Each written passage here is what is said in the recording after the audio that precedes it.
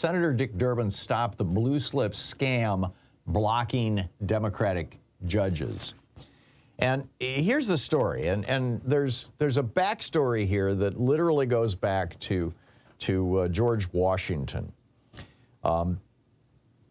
Right now, you've got a number of Democratic nominees for judgeships that are being blocked in the Senate by Republican senators. For example, Cindy Hyde-Smith is blocking a judicial nominee by the name of Scott Cullum. Last year, Republican Senator Ron Johnson blue slip vetoed Judge William Pocan, who is the brother of our friend Mark Pocan. They are both gay, and apparently Ron Johnson blue slipped him, vetoed him because he's gay. Roger Marshall and Jerry Moran are bragging that they're going to veto Biden's nomination of Jabari Womble for federal district judge in Kansas because presumably he's black. Now, I called all 5 of Dick Durbin's offices yesterday. Dick Durbin is the senator who is in charge of the Senate Judiciary Committee, and basically, you know, he has the choice. If you know, Cindy Hyde-Smith or Roger Marshall or Jerry Moran want to send back a blue slip that says, you know, I don't support this candidate, Dick Durbin has a choice. He can take that blue slip seriously and veto that candidate and not send their nomination to the floor of the Senate. Or he can say, okay, cool, you don't like this person, I'll append a note to our recommending this to the entire Senate for a vote. He's choosing to allow Republicans to cancel, to veto Democratic nominees. Now, what is this whole blue slip thing? Where did this start? Where did this come from? It started, the backstory here starts in 1789. On August 3rd, 1789, President George Washington sent a list of people who, these were officer commissions. Those are also being held up in the Senate right now. They require senatorial approval for a different reason and in a different way. But in any case, George Washington sent a list of naval officers to the Senate, and you know, for the home state senators, each state had 2 senators, still does, for the home state senators to say yes or no to these people. Now, the reason they did this was because if you're George Washington living in Washington, D.C. or Mount Vernon, Virginia, you know, or you're the senator from Massachusetts, or you're the senator from Connecticut, you have no way of knowing in 1789 who this guy is, Benjamin Fishburne of Georgia, who the president has nominated for, you know, a military promotion or for a judgeship. You just have no way of knowing. There was no internet, there's no Wikipedia, there's no mass media. They hadn't even invented the telegraph at that point. There were no national newspapers. So it made perfect sense that if you're the president or if you're other senators, that when a nominee is brought forward from, you know, a state, that you would go to the 2 senators from that state and say, what do you think of this guy? Is he any good? Or is he, you know, a nut job? Is he a drunk? Is he a felon? Is he just a general ass? Should we be considering him or not? And if one of the home state senators says no, then, you know, don't advance that, you know, out of an abundance of caution, don't advance that nomination. And in fact, what happened was Senator James Gunn of Georgia objected to Benjamin Fishburne being nominated by George Washington for this military promotion. Now, the reason he objected was because Fishburne had supported Senator Gunn's opponent, Major General Nathaniel Greene, in a duel, or a duel that Gunn had challenged Greene to. Gunn walked around for a whole year with a pistol in his belt because he kept hoping that he would run into Greene so he could shoot him. And Fishburne had publicly, you know, basically ridiculed Gunn for this attempted duel. So Gunn vetoed Fishburne. Now, George Washington was seriously pissed off about this. He walked over to the Senate chamber and confronted Gunn and said, why are you doing this? Why are you vetoing my nominee? And Gunn said, under the debate under the consent and advice clause, the advice and consent clause of the Constitution, it's my obligation to advise and consent or withhold my consent. I'm withholding my consent and I'm giving you advice. Don't give this guy a military commission. And Washington said, why? And Senator Gunn said, I don't have to tell you. The advice and consent clause does not require me to give you a reason. Now, because you're the president and because I respect you, I will tell you my reason. My reason is I don't like this guy. But I don't have an obligation to tell you. And that incident in August of 1789 established the precedent that today we refer to as blue slips. And from 1789 up until around 1917, a paper would be distributed from the president about his nominees, and home state senators could object, and generally speaking, the Senate Judiciary Committee respected those objections and didn't let those nominees out, didn't let them go to the floor of the Senate for a vote. Now, this is not a law. It's not even in the Constitution. The Constitution does not mention anything about this. This is a tradition. It's not even a Senate rule. It's a tradition. There's nothing binding to this. In 1917, 105 years ago, Congress tweaked it a little bit, the chairman of the Judiciary Committee. They started passing out that letter saying, what do you think about this guy? Printed on a blue piece of paper. And if it was returned with a no, now starting in 1917, see, this was when radio had become a thing. There were now two national radio networks, the Red Network and the Blue Network, which ultimately became CBS and NBC. And there were nationwide newspapers by 1917. So people knew who people were. And so in 1917, they stopped vetoing people, even when they were objected to by the home state senators, and they simply noted, when they passed that nomination along to the floor of the Senate, simply noted, hey, one of the home state senators says don't vote for this guy. You know, which would hurt, but it wasn't a veto. And that stood from 1917, where they did it on blue pieces of paper and they started referring to it as blue slips. That stood until 1955, when Senator James Eastland, the notorious white supremacist, became chair of the Judiciary Committee.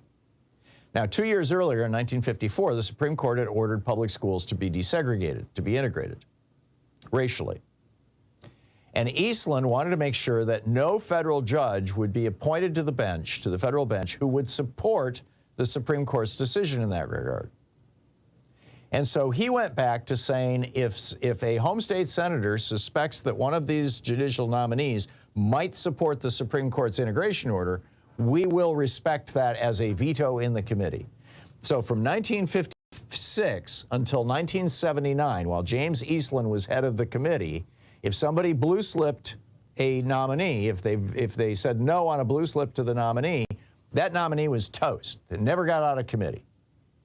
Now, in 1979, Ted Kennedy came along. He replaced Eastland, and he said, no, we're going to go back to the way it was before 1955. We'll simply tell people somebody objected, but it won't kill the nomination.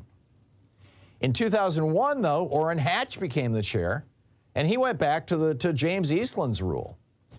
And Pat Leahy, when he became the chair in 2003, he followed Eastland's rule, which provoked a 2014 outraged op-ed in the New York Times, official editorial in the New York Times, calling out Leahy for doing this.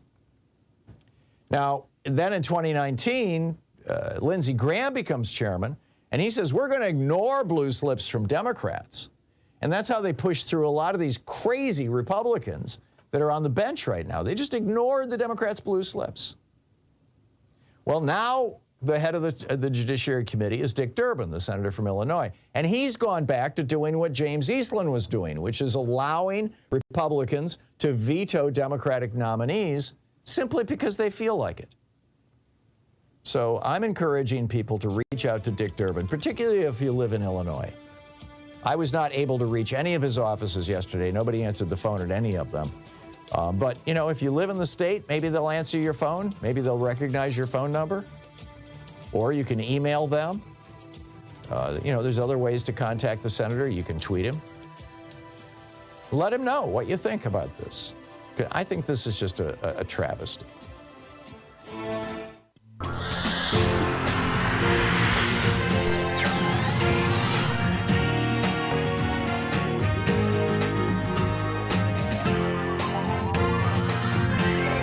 We take life back!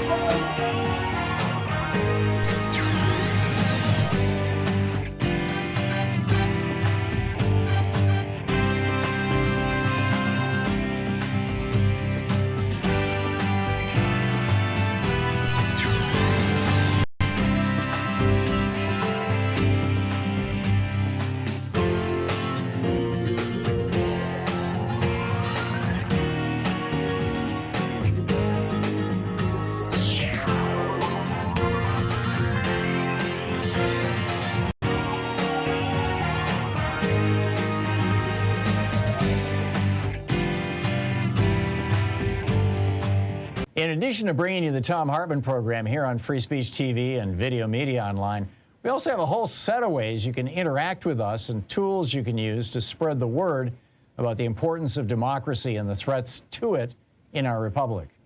First, there's your daily homework. Sue Nethercutt puts together a daily email newsletter that has a link to every story I discuss on the air, so you can find my sources and you can share them with your friends. It's free and you can sign up at thomhartmann.com. Second, I publish my daily take every day over at the hartmannreport.com website. That's also free if you want the daily 5 days a week rant in your inbox. No ads either. Third, we have the podcasts. There's the free 1-hour version of our daily show that's advertising supported. You can find that wherever you get your podcasts normally. And then there's also the podcast of the entire 3-hour show with no advertisements, and that's available by subscription over at thomhartmann.com. So check them all out at thomhartmann.com and hartmannreport.com. Today's book in our book club is The Hidden History of the War on Voting, Who Stole Your Vote and How to Get It Back, by this guy, Thom Hartmann. This is from chapter 1, or from the introduction, actually. In 2016, 6% of Americans who were eligible to vote nominated Donald Trump as the GOP's presidential candidate. It was 8% for Hillary Clinton on the Democratic side. Trump went on to be elected president by 26% of eligible voters. The modern American oligarchs have largely stayed in power using 3 simple elements: explicit and overt racism, massive disinformation campaigns, and voter suppression. No ideas, no push for better schools, hospitals, airports, roads, or bridges, or reform of our health, energy, or financial systems. No promise of more and better jobs. None of these staples of past presidential campaigns can be found in pretty much any Republican advertising today.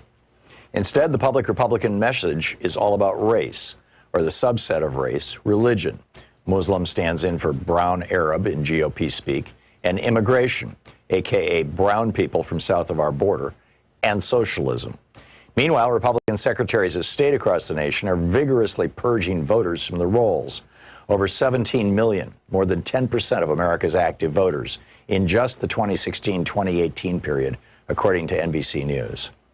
After the 5 Republican appointees on the U.S. Supreme Court gutted the Voting Rights Act in 2013, 14 GOP-controlled states moved within a year, some within days, to restrict access to the vote, particularly for communities of color, students, and retired people.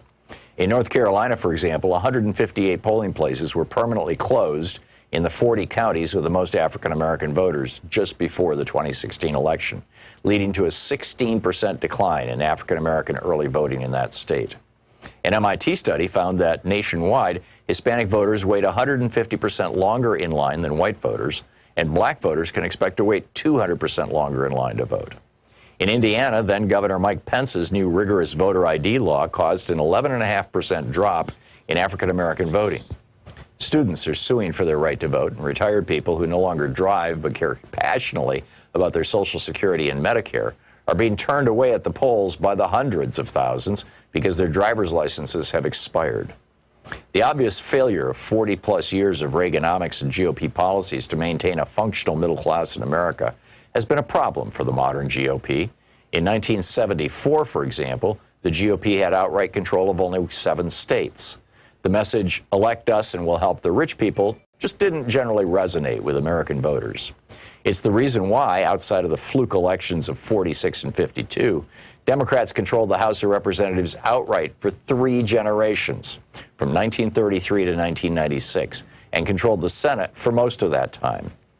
Desperate to win the presidency for the GOP in 1968, Richard Nixon went so far as to commit treason by torpedoing a peace deal with President Lyndon Johnson that President Lyndon Johnson had worked out with the North and South Vietnamese.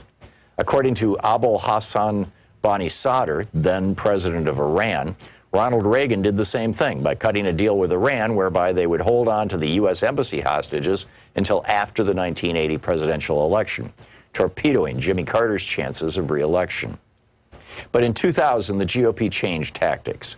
After Reagan was almost busted for his part in Iran-Contra, he testified that he had forgotten about details of the program more than 80 times. His growing Alzheimer's spared him an indictment. They realized that getting busted for treason wasn't worth the risk. They needed a plan B, and it was deliciously simple. If most voters don't like what you're selling, then just don't let them vote. Paul Weyrich promoted this idea back in 1980 when he was campaigning for Reagan after co-founding the Heritage Foundation. And indeed, many Republican luminaries, such as William Rehnquist, who went from serving the GOP by standing in polling places and intimidating Hispanic and Native American voters in the 1960s, to becoming Chief Justice of the Supreme Court, rose up through the ranks by participating in Republican-run voter intimidation schemes. Voter suppression became the foundational go-to tactic for the GOP in 2000.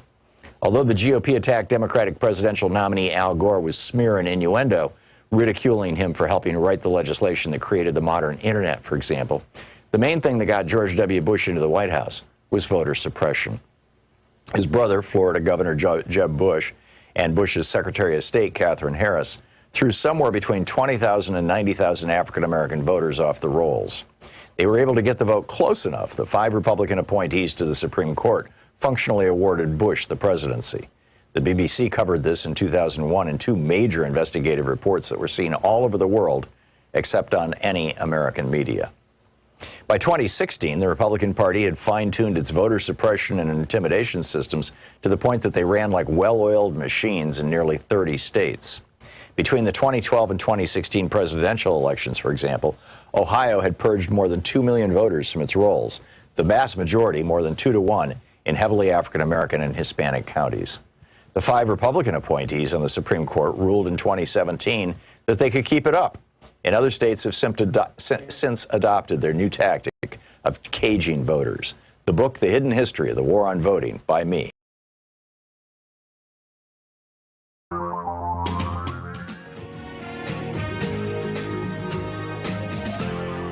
This is the Thom Hartmann Program. Hey, happy Indictment Day. Last night there was a champagne moment. Donald Trump has been indicted in Georgia, if you've been living under a rock. I'm guessing you probably have already heard the details, but I want to do a deep dive into it here.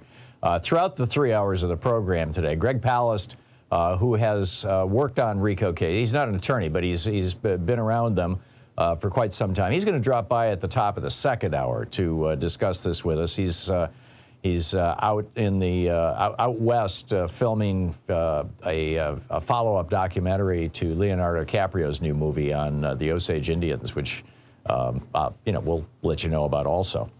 But Donald Trump has been seriously indicted, along with 18 other people, 19 altogether, along with, in particular, the high-profile people, Rudy Giuliani, Mark Meadows, who, by the way, was not indicted. Actually, none of these people were indicted in the federal Jack Smith indictment. We're still waiting for the other shoe to drop on that, and I'm fully expecting a shoe drop there, as it were.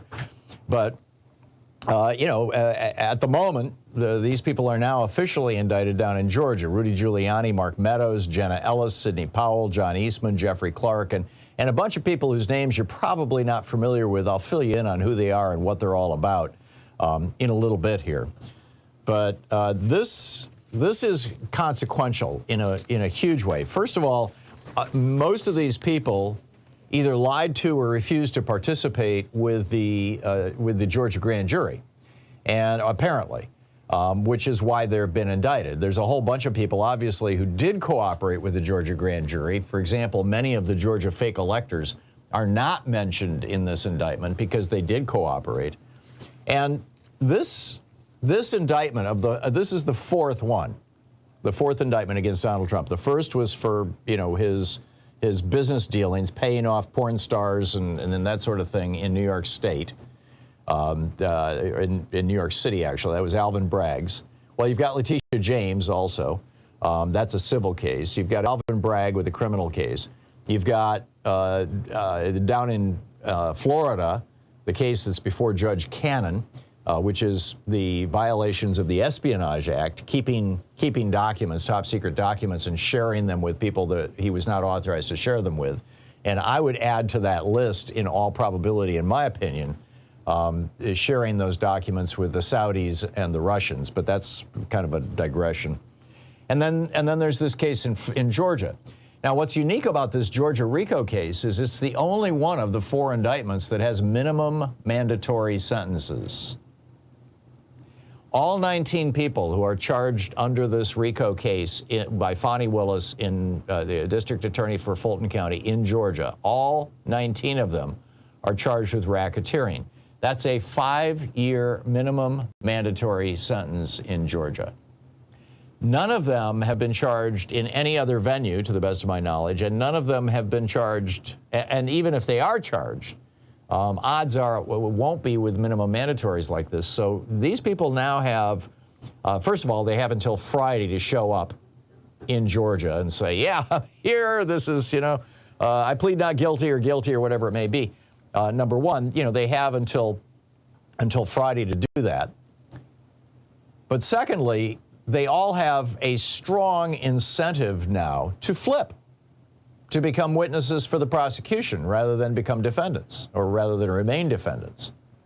Fani Willis last night said, one of the reporters asked her, are you going to try to prosecute all 19 people at once? And she said yes. And after that, all the talking heads on TV were like, holy cow, what do you mean? And how could it be? And does she really? And 19 people? That's a mess. And, well, she doesn't expect there to be 19 people there.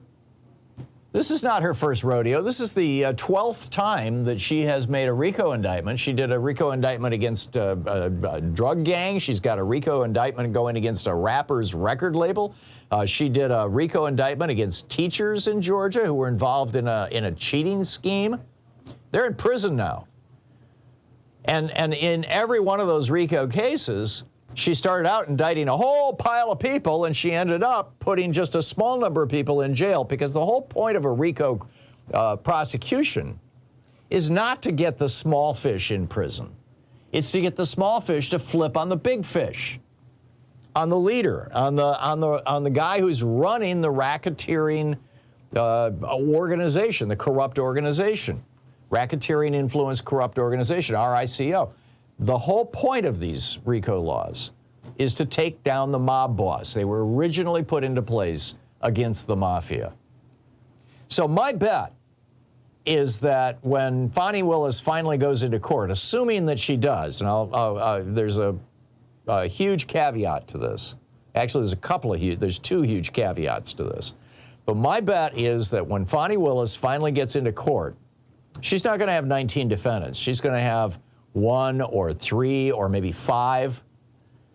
But I think most of these people are not going to try to fight this. They're going to, why would they? The only person that this crime would have benefited was Donald Trump. You could argue that if Trump had remained president, Rudy Giuliani might have been attorney general and there was some benefit to that, or Jenna Ellis might have gotten put on the Supreme Court and there was some benefit to her. But the direct benefit, none of these people have an immediate and direct benefit other than Donald Trump. And this is just like with a mob boss, with a mob organization. You got a bunch of guys who work for the mafia. Yeah, they've got a benefit in that they get a paycheck or they get a share of the crimes that get committed. So they've got some skin in the game, as it were. But the guy who really benefits the most is the mob boss. The head of the Gambino crime family. The guy was a multi-millionaire because he took a little piece of all these different criminal activities. same deal. He's the principal beneficiary. So the goal of this prosecution is not to put 19 people in prison. It's to put Donald Trump in prison. And he's the only one, I'm guessing, that she will not accept a plea deal from. Now, it's possible she won't accept a plea deal from Rudy Giuliani or Janice Ellis or John Chesebro. You know, some of the people who were really central to this criminal enterprise. We'll have to see. But I would be amazed if there's more than 5 or 6 people ultimately in the courtroom when this thing finally goes to trial. So that said, here are the caveats before I get into all the details of the indictment and the people involved and everything else in that. Here are the caveats about Fani Willis actually prosecuting Donald Trump. Number one, the Georgia legislature passed a law which takes effect in 8 weeks that allows Governor Brian Kemp to remove any district attorney in the state of Georgia from her office, including Fani Willis. So he can just pull her out and replace her with a GOP toady. I mean, we've already seen this happening in other states. So, number one, 8 weeks down the road, it's not impossible that they might do this. I mean, this. By the way, you're saying, well, what about precedent? Won't people be outraged? In December of 1992, step into the Wayback Machine. November of 1992, Bill Clinton beat George Herbert Walker Bush in the election. December, George Bush, the elder, is still president, and his attorney general is Bill Barr. The special prosecutor in that case has brought indictments against 5 allies of George Herbert Walker Bush and Ronald Reagan for the whole Iran-Contra Watergate thing, or not Watergate, the whole Iran-Contra thing, excuse me. George Bush the elder goes to his attorney general, Bill Barr, and says, how can I get out of this? Because they had just subpoenaed his personal diary. And if he turned that over, it would show, or he was concerned that it would show, that he played a role in Ronald Reagan's conspiracy with the Ayatollah Khomeini to hold the hostages in 1980 so he could beat Jimmy Carter. So George Bush is like, how do I get out of this, Bill Barr? And Bill Barr is like, we'll just pardon all the people who are charged right now.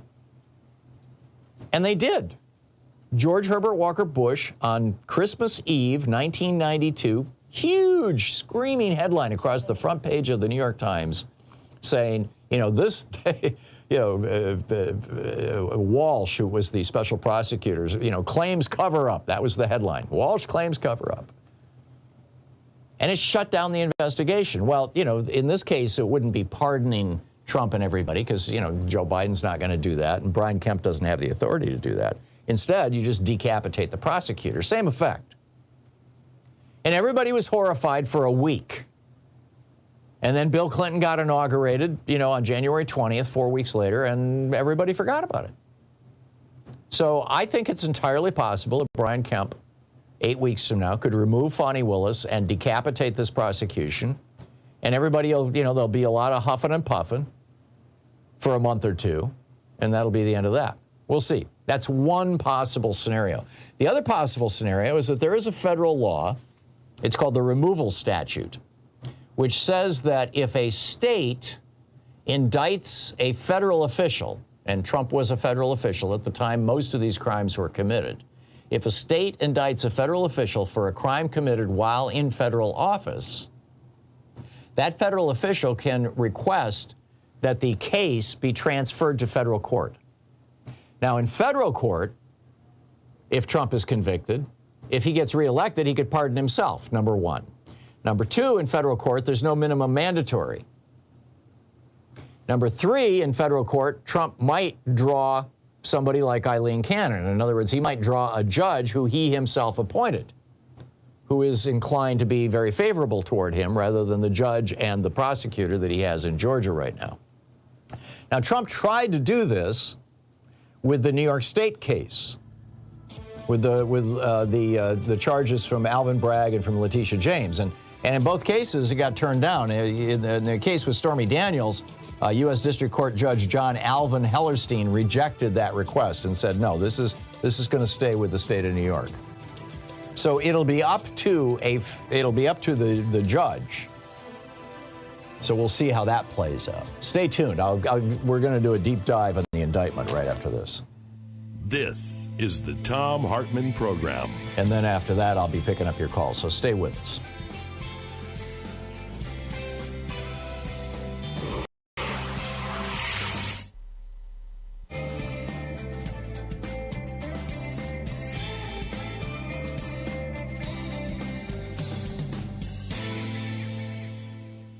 And welcome back. Alfredo in Mountain View, California. Hey, Alfredo, thanks for watching us on Free Speech TV. What's on your mind today?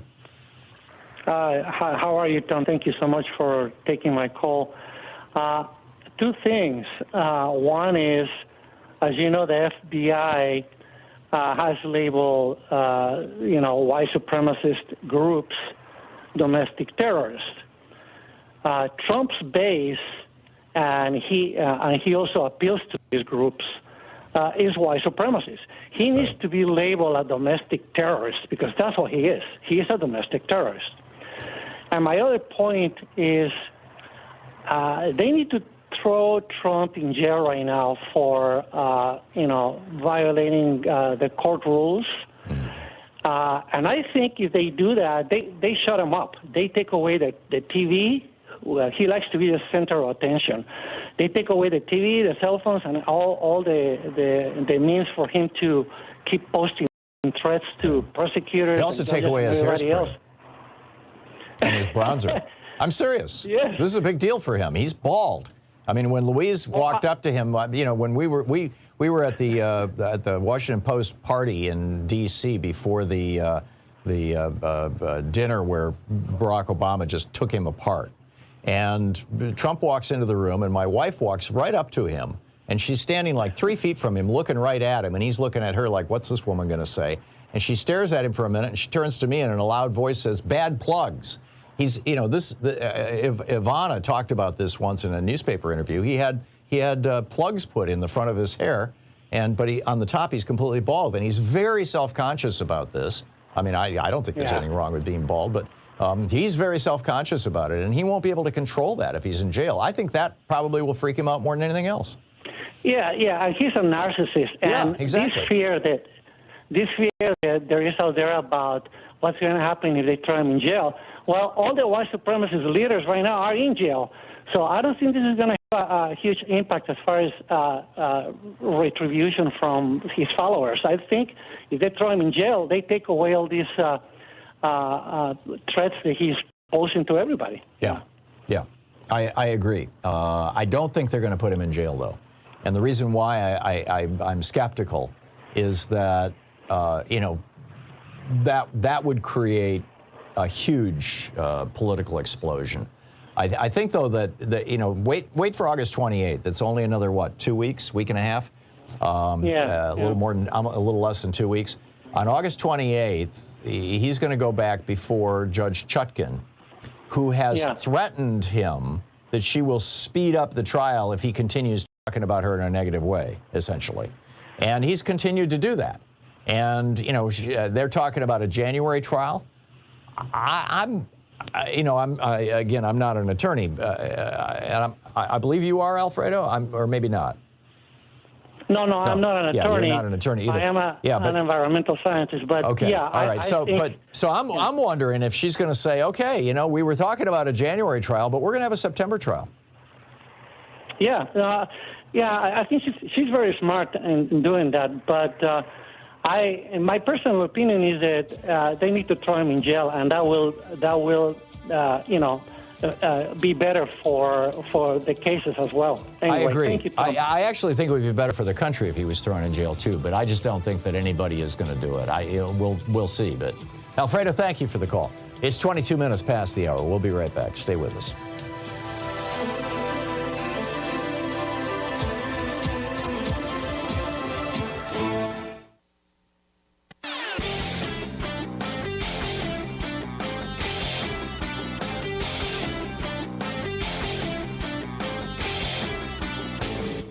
Missed my opening rant today? It's usually published over at HartmannReport.com, where you can read it and share it with your friends for free. Check it out, HartmannReport.com. So when was the last time you heard some Republican ranting about how, like Ron DeSantis, Florida's where woke goes to die, and we're declaring war on woke, and all that kind of. Republicans have been using dog whistles for most of my lifetime to shout out to their generally white racist base against various minority groups. Richard Nixon was, we're law and order, and as John Ehrlichman pointed out, his whole war on drugs was basically a war on black people and hippies. George Herbert Walker Bush had Willie Horton. George W. Bush had the Muslims. Donald Trump, it's the Mexican rapists. It just never ends. Woke is just the latest dog whistle they've got. So the next time somebody uses that phrase, just, ask them, what are you talking about here? Are you just trying to tell me that you're a bigot? I mean, what are you really saying? There's a whole rant about this over at HartmannReport.com. Check it out.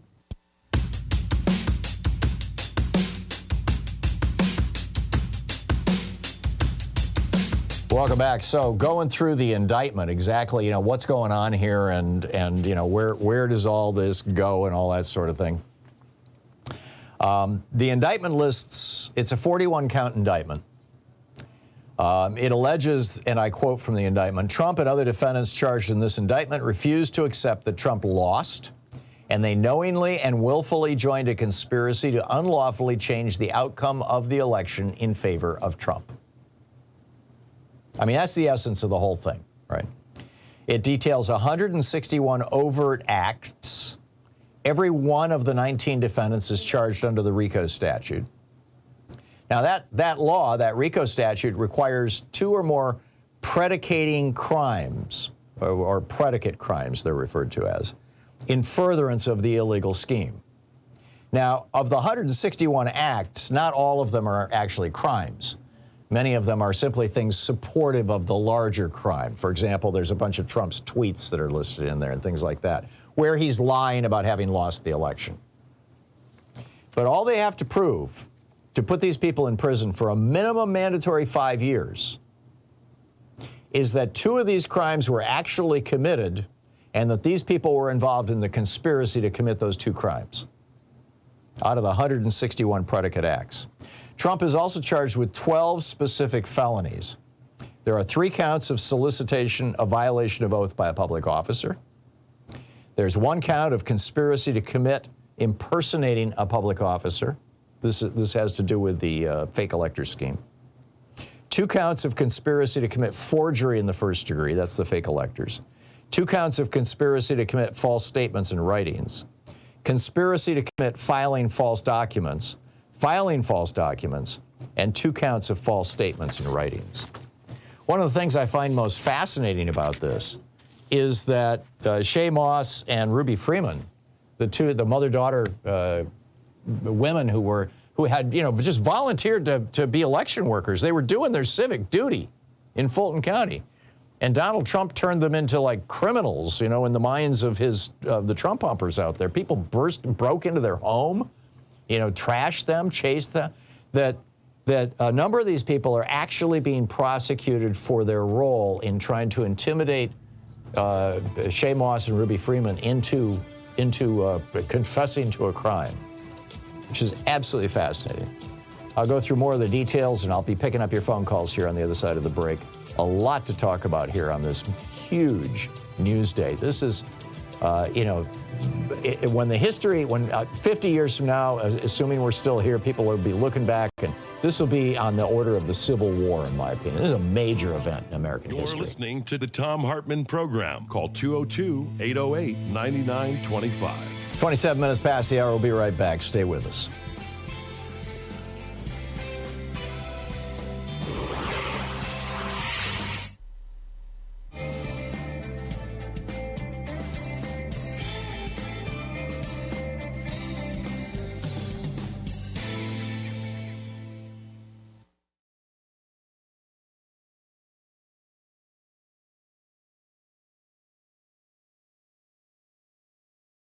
New book, Why We're Polarized. This is from the introduction. And it's a couple pages into it. I'm starting out here.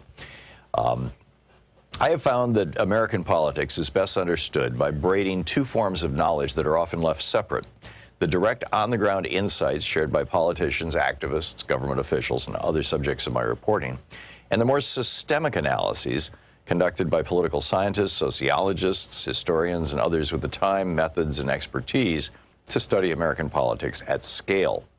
On their own, political actors often ignore the incentives shaping their decisions, and academic researchers miss the human motivations that drive political decision-making.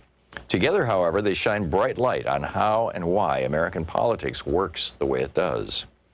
There's much awry in American politics, and I won't in this book attempt to catalog all of it. But I've come to believe the master story, the one that drives almost all divides and most fundamentally shapes the behavior of participants, is the logic of polarization. That logic, put simply, is this: to appeal to a more polarized public, political institutions and political actors behave in more polarized ways. As political institutions and actors become more polarized, they further polarize the public. This sets off a feedback cycle. To appeal to a yet more polarized public, institutions must polarize further.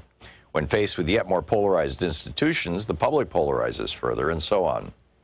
Understanding that we exist in relationship with our political institutions, that they are changed by us and we are changed by them, is the key to this story. We don't just use politics for our own ends.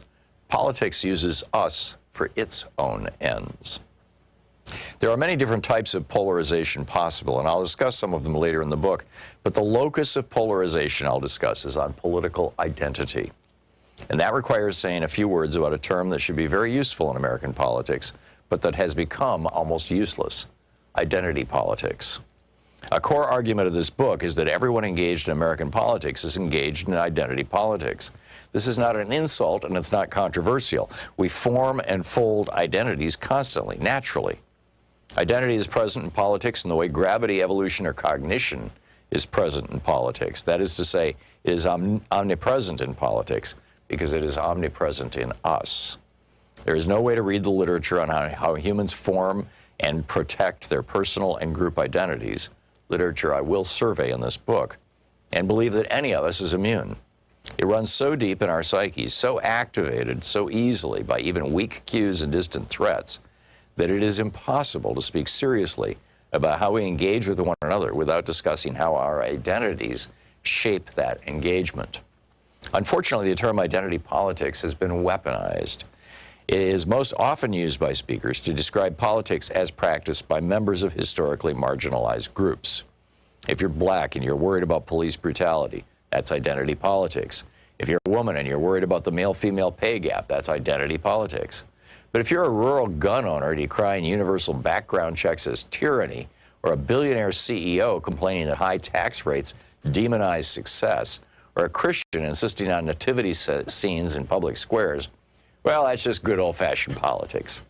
With a quick sleight of hand, identity becomes something that only marginalized groups have. The term identity politics in this usage obscures rather than illuminates. It's used to diminish and discredit the concerns of weaker groups by making them look self-interested. Special pleading in order to clear the agenda for the concerns of stronger groups, which are framed as more rational, proper topics for normal political debate. But in wielding identity as a blade, we have lost it as a lens, blinding ourselves in a bid for political advantage. We're left searching in vain for what we refuse to allow ourselves to see. All politics is influenced by identity. Those identities are most powerful when they are so pervasive as to be either invisible or uncontroversial. American is an identity. So too is Christian. When politicians, including the irreligious, end speeches with "God bless America," it's an appeal to a higher power, but because they're making an appeal to our bedrock identities. If you don't believe me, ask yourself why there are so few open atheists or even agnostics in national politics. This does not mean that politics is an equation solved by locating identity. Identity shapes our worldview, but it does not mechanistically decide it. And while we often speak of identity as a singular, it is always a dizzying plural. We have countless identities, some of them in active conflict with each other, others lying dormant until activated by threat or fortune. Much that happens in political campaigns is best understood as a struggle over which identities voters will inhabit come election day. Will they feel like workers exploited by their bosses, or heartlanders dismissed by coastal elites? Will they vote as patriotic traditionalists offended by NFL players who kneel during the national anthem, or as parents worried about the climate their children will inhabit? What we are often fighting over in American politics is group identity and status, fights that express themselves in debates over policy and power, but cannot be truly reconciled by either. Health policy is positive-sum, but identity conflict is zero-sum. The book, Why We're Polarized, by Ezra Klein.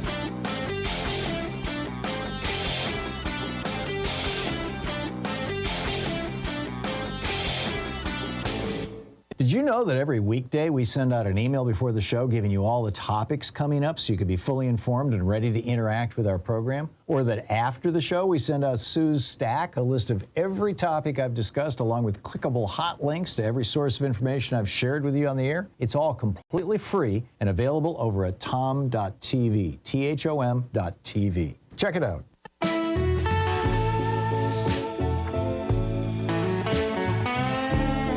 Welcome back. 34 minutes past the hour. I've got a kind of a deep dive on the indictment and a deep dive on the individuals, particularly all of the people in Georgia who are being indicted in this case. But this being a talk show, I think that I will pause that and begin the second hour of the program with all that information so that, you know, we can get your calls in here.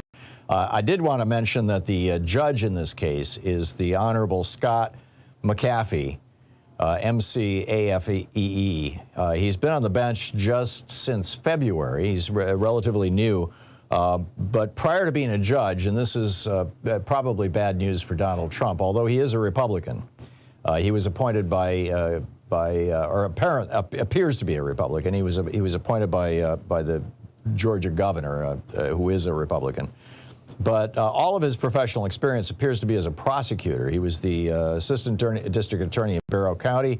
He was the senior assistant district attorney in Fulton County. He was an assistant U.S. attorney in the Northern District of Georgia, which is Atlanta. And he was an inspector general for the state of Georgia, appointed by Governor Brian Kemp back in 2021. So this guy, in D.C., Donald Trump Judge Chutkan drew a judge who used to be a defense lawyer. In Georgia, Trump drew a judge who used to be a prosecutor. Gulp. So the other breaking news, meanwhile, which I think is fascinating, this just came out. You realize next Wednesday, I believe, is the first Republican debate. If it's the 24th, yeah, that's next Wednesday, isn't it, Sean? Yeah, I don't have a calendar in front of me, but it's next week anyway. And Donald Trump just issued a statement that on Monday he's going to hold a press conference and he's going to release a final report that will completely exonerate him and everybody else. And that all the charges against him are going to have to be dropped. By the way, Sue mentioned that in my opening I talked about the 4 criminal charges against Trump. And I neglected to mention Jack Smith's. If I did, my apologies. Obviously, it's one of those 4 criminal indictments. And then, of course, you also have the civil indictment. So, he's facing these 5 charges, essentially. So, we'll see where it all goes. But what's on your mind? What do you think about this? And let's talk about it. Let's process here together as we all recover from the hangover from all that champagne last night. Greg in Charleston, South Carolina. Hey, Greg, what's on your mind today? Hey, Tom. Thanks for all you do. I find it curious that Lindsey Graham isn't one of the indicted, considering how out there his participation was at the time. Well, he was a cheerleader, but was he a participant? Well, he made phone calls that to Raffensperger and others. Oh, you're right. That's right. He did call Rafson perjurer, although we don't know what he said. I mean, he might not have said something actionable. Well, you know. Yeah. You know, I mean, we know. So you think that that Lindsey Graham has flipped, and that's why he came out. He came out this morning and made a statement. This is over at the top of Democratic Underground. They start with the statement from Mitch McConnell in February of 2021. This was 3 weeks. No, this is 5 weeks after January 6th. Mitch McConnell says impeachment was never meant to be the final forum for American justice. Okay, this isn't the wrap-up of Trump's second impeachment trial. He says, we have a criminal justice system in this country. Former presidents are not immune from being held accountable. That's what Mitch McConnell said. But then Lindsey Graham says, prosecuting the president, you open up Pandora's box. The American people can decide if they want him to be president or not. This should be decided at the ballot box. So you think Lindsey is, methinks thou doth protest too much kind of thing here? Well, you know, he's flipped back and forth between being, against what Trump says, and then we'll flip right back and condemn it. That may be too strong a word, but he goes with the wind, as they say. I get that. I would be I would be surprised though if Lindsey Graham had actively participated in the criminal conspiracy. I mean, the guy's a lawyer. He's a JAG officer. He's a military lawyer. Yeah. He certainly knows the law. But on the other hand, there's a bunch of lawyers who just got indicted here. In fact, I think probably the majority of them are lawyers. So we'll see. Okay, Greg, interesting thoughts. Thanks so much for the call. Maverick in Edmonds, Washington. Hey, Maverick, sounds like you're driving. As usual, Tom, I can't pull over right now. That's Sorry. okay. What's up? So, wait, don't forget about Mike the Jerk pillow guy. He's not named anywhere in here. I think he's, shall we say, a candidate. But anyway, I'm calling because I want to talk about throwing people off the voter rolls. But a quick digression. About 15 minutes ago, you said something that I just so strongly disagree with. Now, I will admit that you're a whole lot smarter than I am. I mean, I'm no slouch. Well, actually, I'm a tremendous slouch. But you were talking about Trump going to jail or being incarcerated, and the political ramifications would be bad. I think I would urge you to think about that. If he is convicted and he doesn't go to jail, the political ramifications for that are far worse. Than if he doesn't go to jail. I agree, but we weren't talking, when I was talking with Alfredo, we weren't talking about Trump going to jail after he was convicted. He was talking about him being in jail right now instead of out on bond. Well, okay. I mean, we could still do it because he should be treated like any other citizen. He is no longer the president of the United States. I agree, but he's not. But it's just not going to happen, and you and I both know it. What scares me is I think what's the inevitable violence that we are going to see. I don't think so. I mean, look at all those violent protesters who showed up when Trump got indicted down in Florida or when he got indicted in New York. There were none. I mean, it was 20, 30 people showed up to complain. I'll bet you a salad at your favorite restaurant in Portland. But before Greg Palast gets on, we've all heard about these techniques that the people on the Republican side have for throwing people off of voter rolls, caging and all these other things. Right.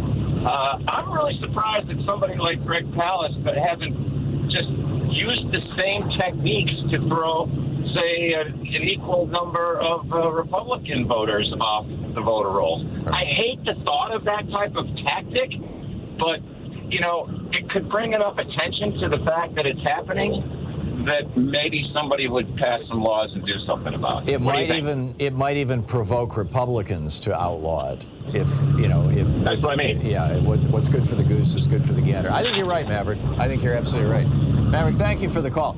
Always nice to hear from you. Ernesto in Compton, California. Hey, Ernesto, what's up? Yes, Tom, set me straight right now. can Trump legally pardon himself? If so, then he is above the law. He can't pardon himself. And one more. Well, he could if he became elected president. If is that what you meant? Yes. Yeah. Okay. I mean, still, how can he pardon himself? Well, it would probably go before the Supreme Court, and it would be up to the Supreme Court. Here's the thing, Ernesto. The Constitution says that his pardon power is absolute, except with regard to crimes, certain crimes. I believe treason. I'd have to look it up in the Constitution. And you know, so if it's absolute, that means he can pardon himself too, or at least that's how he's interpreting it. There's a big debate in the legal community about whether that would work or not, how the Supreme Court would rule on it. One other thing, Tom. Now, isn't he legally out on bail right now? Yeah, on his own recognizance, yes. And then revoke that bail? Yes. Shouldn't they just go pick him up right now? Please lock him up. I would like to see that happen, but you know, I don't think any of these judges are willing to take the heat on that one. But I totally get where you're coming from, Ernesto. Thank you for the call, Ralph in Jonesboro, Georgia. Hey, Ralph, what's on your mind today? Hey, good to talk to you, Tom. This is a long-time listener. Thank you. Hey, I got a question for you. There's a postmaster of the United States prior to the election. Pulled out a lot of the counting machines in the election after Trump had urged them to mail in voting. Yeah, he pulled out over 100 high-speed sorting machines to slow down the mail-in ballots. Louis DeJoy, and then pulled up all the mailboxes and that kind of drop. That's right. He pulled up the mailbox in front of our building, in fact. Yeah, I'm just wondering, is there some possibility that he could be tied to this conspiracy to overturn the 2020 election? Oh, that's an interesting question. It seems like I haven't heard his name. I haven't heard his name mentioned at all. And I remember it was a big uproar when it happened. Yeah. But I hadn't heard anything since. And I know Joe Biden was thinking of removing him. Right. But maybe there's Jack White has got something.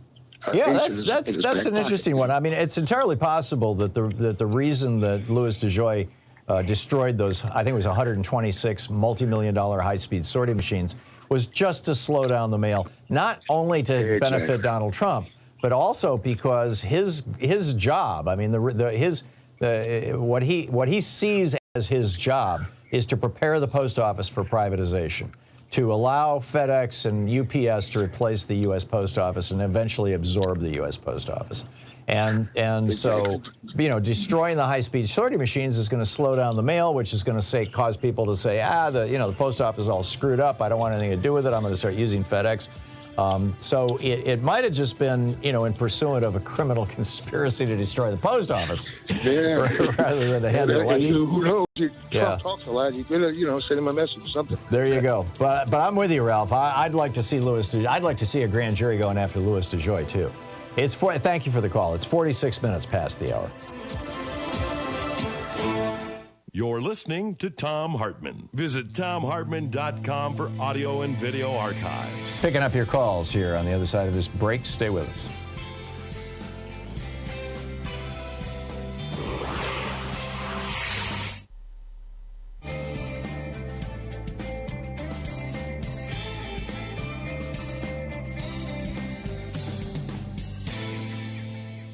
And welcome back. Mark in Valley, Washington. Hey, Mark, what's on your mind today?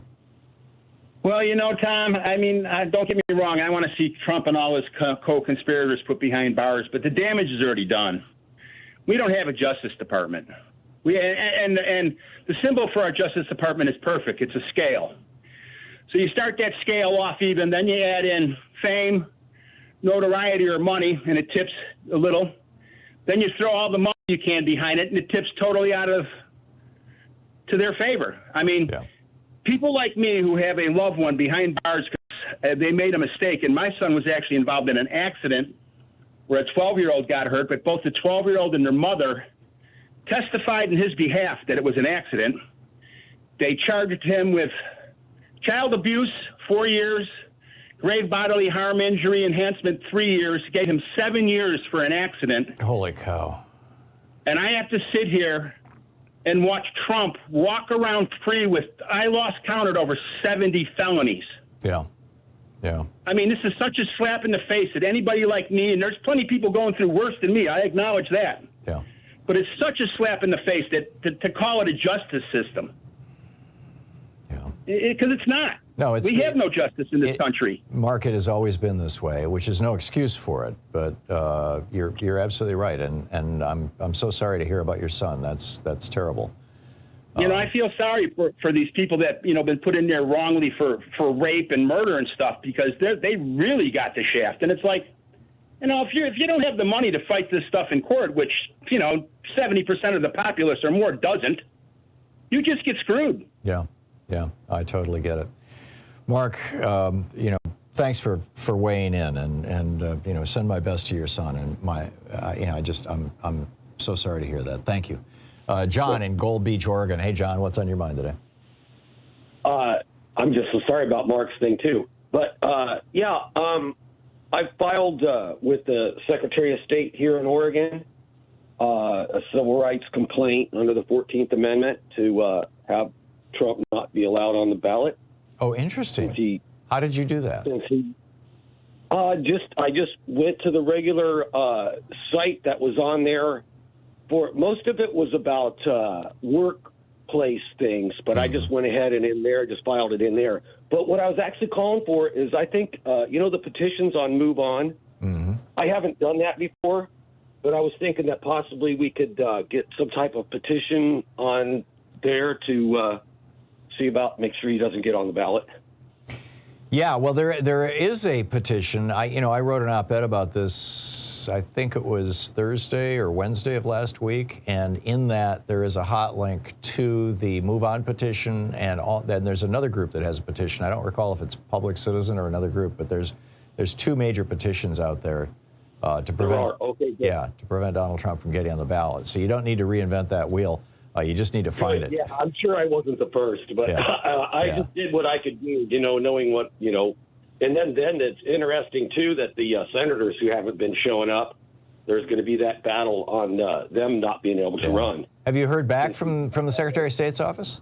No, I haven't heard anything back, but I left all my contact information, and I didn't actually call my phone yet. I was just going to wait. But, well, if you do, John, let us know. Okay, I certainly would. I'd love to hear how they respond to it. Thank you very much for the call. Good luck with that. Okay, thank you. It's 20 minutes. No, I'm sorry, it's 10 minutes before the hour. We'll be right back.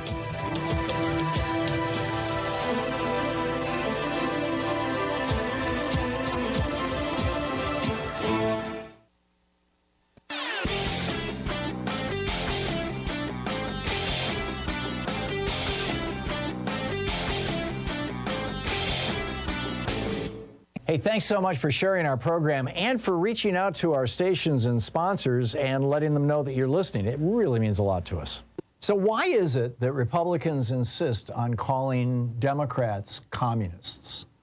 I mean, this is all over the place. Donald Trump recently said, we're going to deny entry all communists and Marxists. Now, the real problem is, what do we do about the ones we already have who happen to be politicians? Nancy Pelosi, Schumer, Shifty Schiff.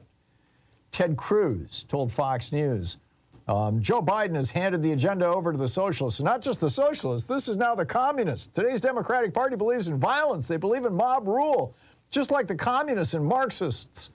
And he goes on. Ron DeSantis, same thing. You see at a college campus, students flying the hammer and sickle from the old Soviet Union flag. There are no communists left in America of any consequence. There's certainly not a single elected communist. But we do have a really serious fascism problem in America. I wrote about this over at HartmannReport.com. It's titled, Why American Fascists Label All Who Oppose Them as Communists. Check it out.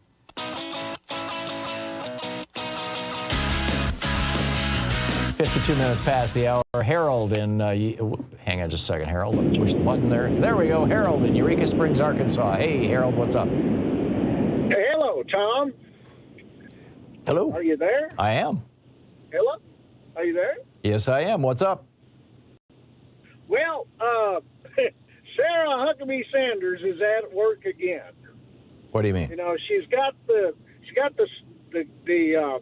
Secretary of Education that she borrowed from Florida to now ban African American AP studies in Arkansas high schools. I saw that in the news yesterday. Yeah, No more teaching about the history of black people in Arkansas, just like in Florida. Oh, no, we can't do that. It's incredible. The old South is rising again here, Harold. And then Thurston, the guy who's let's see, what office does he have? He's got.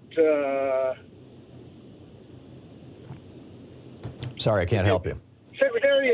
Secretary of State John Thurston. Okay. Has 2 years left in his term, but he's going to run for state treasurer this time.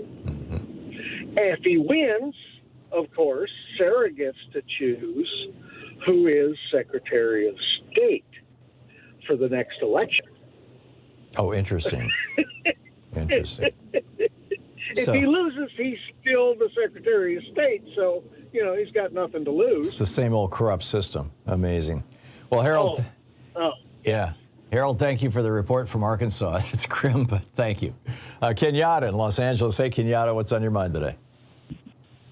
Hello, sir. I wanted to, if I could, briefly address, you had a caller a few calls back named Mark talking about something terrible that had happened with his son. Correct. And to Mark and all other European Americans that find this two-tier justice system so aberrant, I would like to hearken back to the words of the great poet Langston Hughes, who said many years ago that justice is a blind goddess is a fact that to which we blacks are wise. Her blindfold hides two festering sores that once perhaps were eyes. So you see, we've known about a two-tier justice system for centuries, even including summary execution by Magnolia Tree. So just wanted to throw that out there. Yeah. Then I had a question for you. If I could, Kenyatta, before you go on to that. Go ahead. For people who might not have heard Mark's call, he called in and he said his son was involved in an accident that injured a teenager. The teenager and his mother both testified in court that it was an accident, and yet the court threw his son in prison for 7 years anyway, which is mind-blowing. But, you're absolutely right. This two-tier justice, and Trump is walking around loose. This two-tier justice system has been with us as long as we've been here, as long as this country has been here. Back to you. My question to you about Trump, because 2 weeks ago, right after the federal indictment came down, which was roughly 2 weeks ago, I'm one of those people, because, I write about political events, so forth and so on, that I actually hold my nose and listen to some of his speeches. And in his most recent speeches, he's been saying, exhorting his crowd, very similar to the way that he conducted himself on January 6th. He's been saying, all we need is one more indictment, and this election's over with. They can never win. My question to you is, was that a veiled threat? He obviously knew that this indictment in Georgia was coming down by making those statements. He's been doing it for the last 2 weeks. Yeah. What I wanted to ask you is, what do you think was his motivation in constantly saying this? Was he priming the pump? I think it's because it a veiled threat. Yeah, pardon my jumping in, but we're just about out of time here. I think it's a combination. I think it has to do with his psychology. I don't think that he can allow himself to lose, and I don't think he can allow himself to not have power. And so what he's saying essentially is, I want this. I have power over this. This is exactly what I want. Nah, you didn't get me. That's what I think he's saying. I think you're right. Yeah, and I think that just all plays into his having been so badly wounded as a child, by having two parents who just didn't want him. He's the classic unwanted child. So. Gotcha. Okay. Thanks, Kenyatta, Tom. always nice to hear from you. Thank you so much, and keep up the great writing over on Substack. We'll be back. We'll continue this conversation. Greg Palast is going to drop by and offer some thoughts. He's had experience with RICO cases. And we'll continue our conversation with you, and I'll do that deep dive into the charges and the people right after this. You're listening to Thom Hartmann.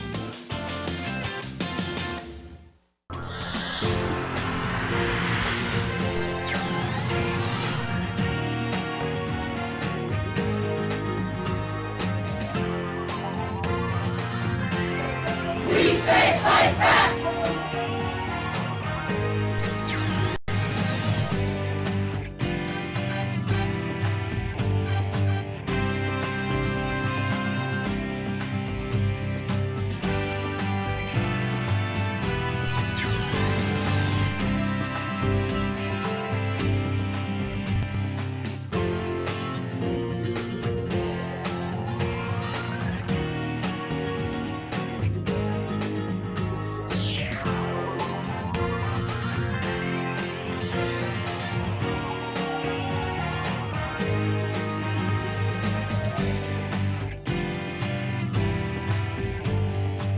In addition to bringing you the Thom Hartmann Program here on Free Speech TV and Video Media Online, we also have a whole set of ways you can interact with us and tools you can use to spread the word about the importance of democracy and the threats to it in our republic.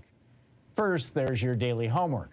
Sue Nethercutt puts together a daily email newsletter that has a link to every story I discuss on the air, so you can find my sources and you can share them with your friends. It's free and you can sign up at thomhartmann.com. Second, I publish my daily take every day over at the hartmannreport.com website. That's also free if you want the daily 5 days a week rant in your inbox. No ads either. Third, we have the podcasts. There's the free 1-hour version of our daily show that's advertising supported. You can find that wherever you get your podcasts normally. And then there's also the podcast of the entire 3-hour show with no advertisements, and that's available by subscription over at thomhartmann.com. So check them all out at thomhartmann.com and hartmannreport.com. Our book today in the Thom Hartmann Book Club is The Hidden History of American Healthcare: Why Sickness Bankrupts You and Makes Others Insanely Rich by me. I wrote this book. This is from the introduction, the title, How a Single-Payer Healthcare Systems Help Stop COVID-19. Healthcare systems can be national security systems. Just ask anyone from Taiwan. From January 20th, 2020, the United States, or on January 20, 2020, the United States recorded its first known case of COVID-19 infection. The following day, Taiwan got their first one too. By the end of April, over 1 million Americans were infected with the virus. But Taiwan had recorded only 388 infections, and their last case of local transmission was on April 12th. A few had arrived on aircraft from other countries. All were contained by quarantine. As of this writing in September 2020, there hadn't been a single new case or a single death in Taiwan since April. The economy never shut down and, as of this writing, was projected to have grown nearly 2% in 2020. Business, restaurants, theaters, and sports events were all open. Life was back to normal, albeit a mask-wearing normal. And it was made possible by their national single-payer healthcare system and their citizens' willingness to do their bit for the collective good. Back in the 1980s, Taiwan was on the edge of moving toward a democracy after a military coup in the 1960s. And about 40% of Taiwanese families did not have health insurance. If somebody in a family got sick, the cost of care often wiped out that family, and demands for reform were loud across the nation. Yue Reinhardt was a German-born healthcare economist married to a Taiwanese woman, and he attended a conference on healthcare in Taipei in 1989. His presentation impressed representatives of the government in attendance, and while he was still in town for the conference, they asked him for his best suggestion for a national healthcare system. He and his wife went back to their hotel and discussed the issue in depth, finally deciding that a single-payer national system would be the most cost-effective, efficient, and comprehensive program possible. He shared his thoughts with the government representatives, and the next day he left Taiwan to go back to Princeton, where he was an economic professor. 6 months later, though, a representative of Taiwan's government called him to say that they were going to take up his suggestion and asked him to help craft their healthcare program. He enthusiastically agreed, and by 1995, Taiwan had instituted one of the world's best single-payer healthcare systems. Today, everybody in Taiwan is fully covered for doctor and hospital services. Everybody has a driver's license-like healthcare card, which accesses their entire medical history. They can book a doctor's appointment on any computer terminal in the country, and the entire cost of the system is a bit more than 6% of Taiwan's GDP. For comparison, in the United States, healthcare consumes 24% of our GDP. Because there is no insurance company intermediaries sucking profits off the system in Taiwan. When COVID-19 hit, Taiwan chose not to use the blunt force technique of shutting down their economy and locking people in. Instead, Instead, they took on the coronavirus with an aggressive nationwide test and contact trace program tied into the National Health Service database. Every infected person was identified and put into a comfortable quarantine, and every person he or she had come into contact with, even very marginal contacts, were also tested and their contacts traced. By April, just a bit more than 2 months after the first case surfaced, the country had the coronavirus isolated and completely under control. By quarantining inbound visitors to the nation island of 23 million, they were able, as of this writing, to keep it that way. Maintaining public health is one of the most important functions of any nation's healthcare system. It is so fragmented, it's inconceivable that our nation could respond to an epidemic, a pandemic, or another public health disaster with the speed and elegance of Taiwan or any of the world's other nations with single-payer Medicare for all types of systems. It's like Stockholm Syndrome, a friend who's a psychotherapist said, describing the way that Americans have clung for more than 5 generations to a for-profit health insurance system, while the rest of the world figured out how to provide health care to all their citizens at a much lower price. People know it and have become familiar with it, she added. They just can't imagine anything else. It's probably the largest con job ever perpetrated on the American people, one that has cost trillions of dollars and millions of lives. It's been going on since the 1940s. If it were a scientific experiment, it would have been shut down by the ethics review panels generations ago. This experiment in providing health care via a for-profit insurance system has led to the deaths of more Americans than we lost in World War II. Every year, over 500,000 Americans go bankrupt, often losing everything they've worked their entire lives for because somebody in their family got sick. That's 500,000 families a year, every year, for the past few decades. And the coronavirus, of course, has only made things worse. Perhaps most galling, this massive ripoff is costing our entire nation and each of us individually a fortune. Insurance premiums right now make up 22% of all taxable payroll, well above what the cost of Medicare for all would be at around 14% when first put into place, dropping down to around 10% within a few years as previously uninsured people get their health needs up to date. As the health insurance, drug, and hospital parasites push their suckers deeper and deeper into our body politic, spending on health care by Americans went up 25% between 2000 and 2014. The book, The Hidden History of American Health Care by Thom Hartmann.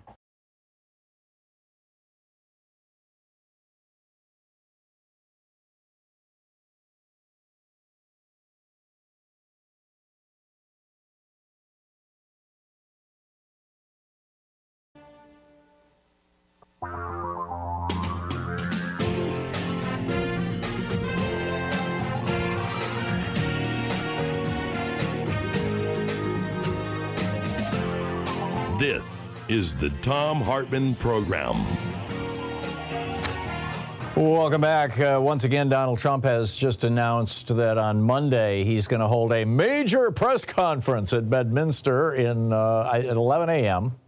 Eastern Time. So that'll be, what was that, 8? 9, 10, 11? Yeah, 8 o'clock Pacific Time. So that's an hour before we go on the air. And he says he's going to prove that he's innocent of everything and they just need to drop all the charges. But he's going to do this on Monday of next week. Today is Tuesday of this week. He's given his lawyers, basically, and his writers, and Stephen Miller and whoever else, he's giving them 6 days to come up with something that's going to get him out of this 5-year minimum mandatory fix that he finds himself in. I'm not real optimistic on his behalf. I think this is going to be another clown show.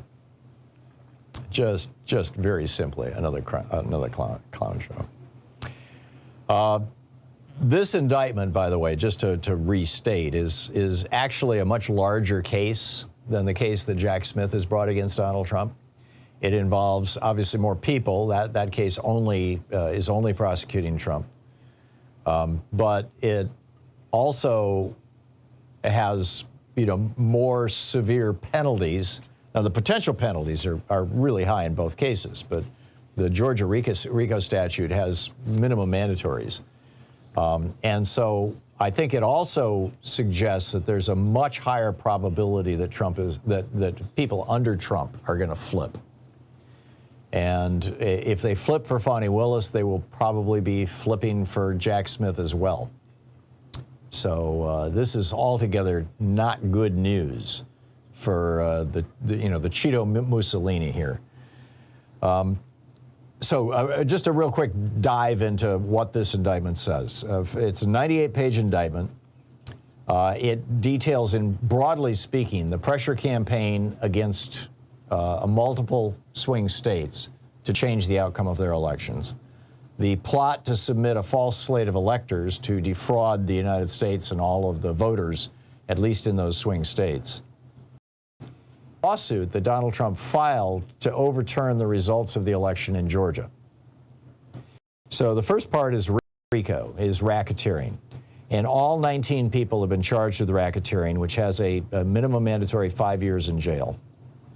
They outline 161 alleged acts which they claim were in support of this racketeering, this corrupt organization that was engaged in this racketeering. And including encouraging state officials to violate their oaths of office, a plan to submit a state of false electors, and intimidating an election worker, that's Ruby Freeman and Shea Boss, and the unlawful breaching of voting equipment. That's what happened in Coffee County. So, amazing stuff, amazing stuff. On the line with us is our old buddy Greg Palast, who has been involved, I suppose, I'm not sure exactly how to describe it, been involved in the past with RICO cases, this indictment in RICO. Greg, welcome back to the program. So, Greg, by the way, is the author of How Trump Stole 2020, and his latest movie is Vigilante, Georgia's Vote Suppression Hitman. GregPalast.com is the website. Greg_Palast is his X handle. Hey, Greg, so your thoughts on this? Well, first of all, when you say involved in RICO, not committing crimes, but charging people with them. In fact, by happenstance, I'm here in the Osage Native Reservation working on a 30-year-old cold RICO case. Somehow there was an indictment against a guy named Charles Koch. But the indictment mysteriously went poof, and I'm here to investigate. Oh, interesting. Charles Koch, as in the Koch brothers Koch. Yeah, that Charlie, and who was about to be charged by a grand jury with a $1 billion theft of oil from the Indian reservation here, from the Osage. So I'm here checking that out right now, what happened with the old FBI investigators. And this ties into Leo DiCaprio's new movie, right?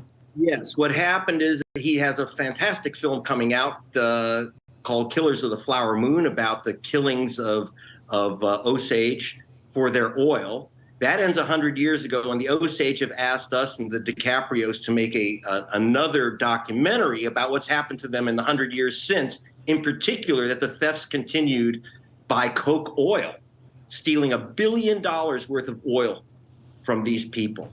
Wow. And that case, this is where his political power, his political machine began, when he was able to literally, I'm telling you, he bought senators and bought a prosecutor so he can get out of the indictment. I don't say that thing lightly. And by the way, I did also big racketeering case in Georgia, which has a very tough racketeering law against the Southern Company I'm getting old, 30 years ago. Mm-hmm.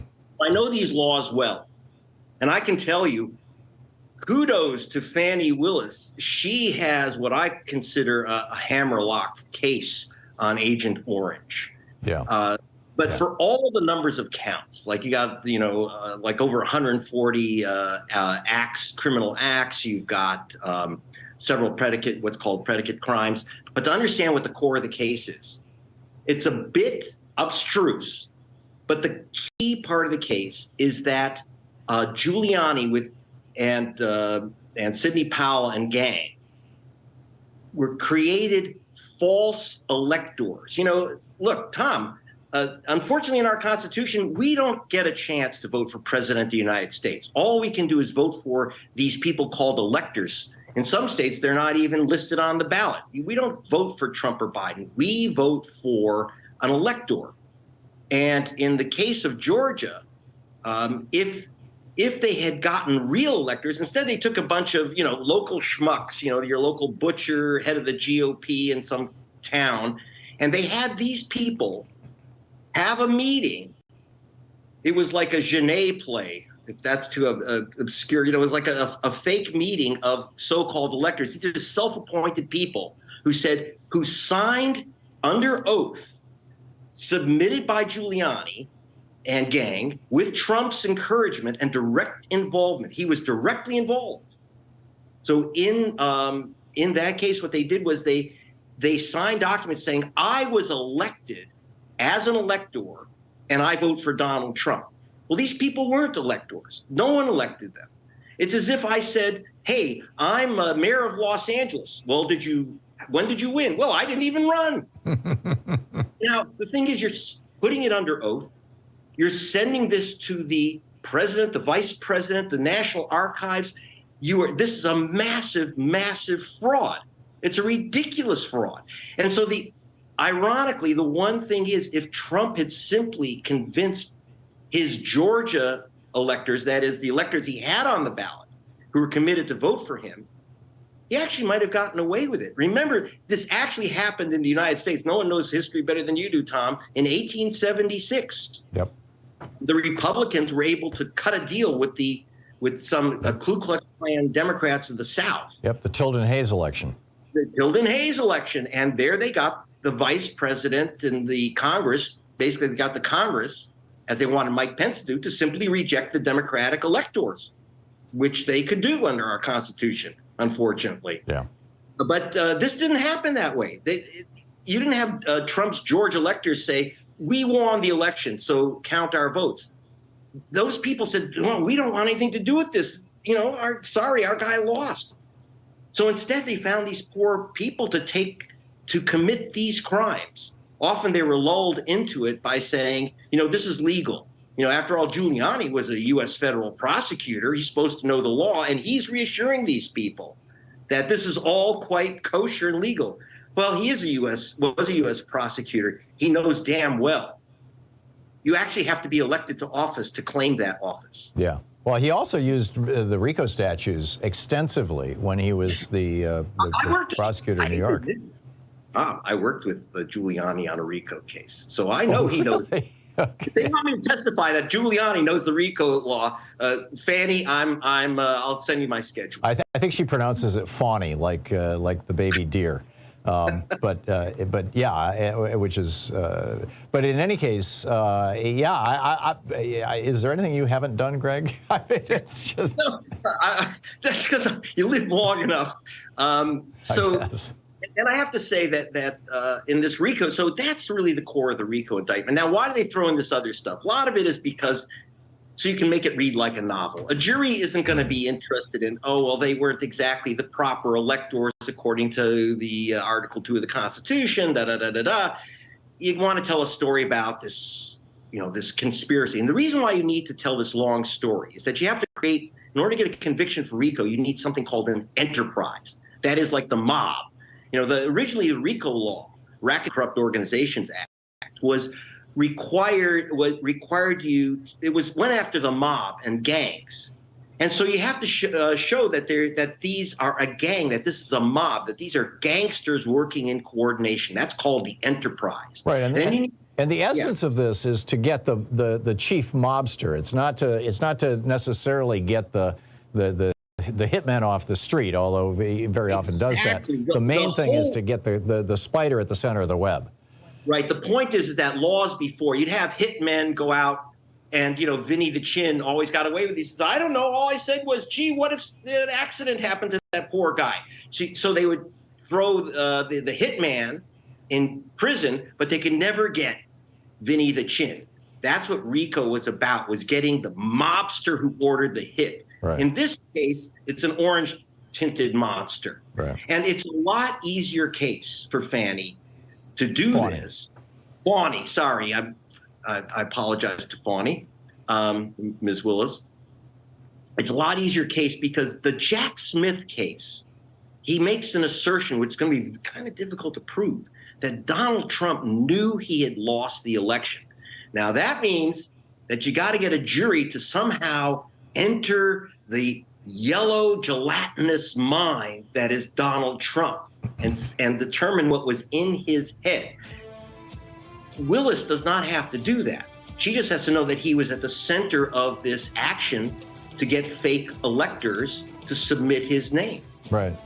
Right. You know, thank God that Mike Pence, of all people, stood up, afraid, you know, with our Supreme Court, they might have gotten away with it. But I get it. Greg, we're out of time. The great Greg Palast, gregpalast.com. Thank you, Greg. This is the Thom Hartmann Program. It is 18 minutes past the hour. More of the, of the indictment and your calls after this.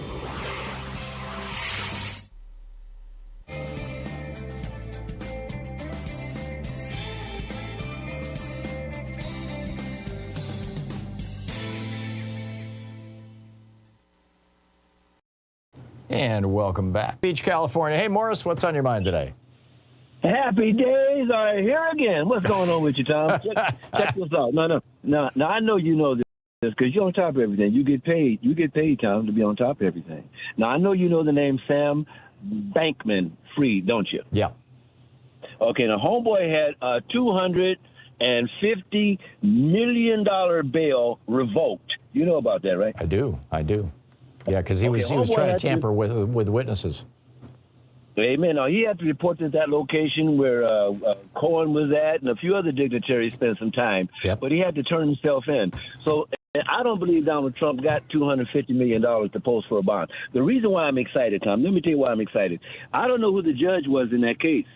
I don't know. I was trying to look her up, but I ain't got my daughter with me. She does all my research. I can't find that judge. But you got a judge that revoked a $250 million bail. I don't think a bail of $250 million has ever been posted in this country. If Donald Trump has to post a $250 million bail, he'll free the country before he does that. And I'm going to tell you something. His conversation, his election interference, see, that's his narrative.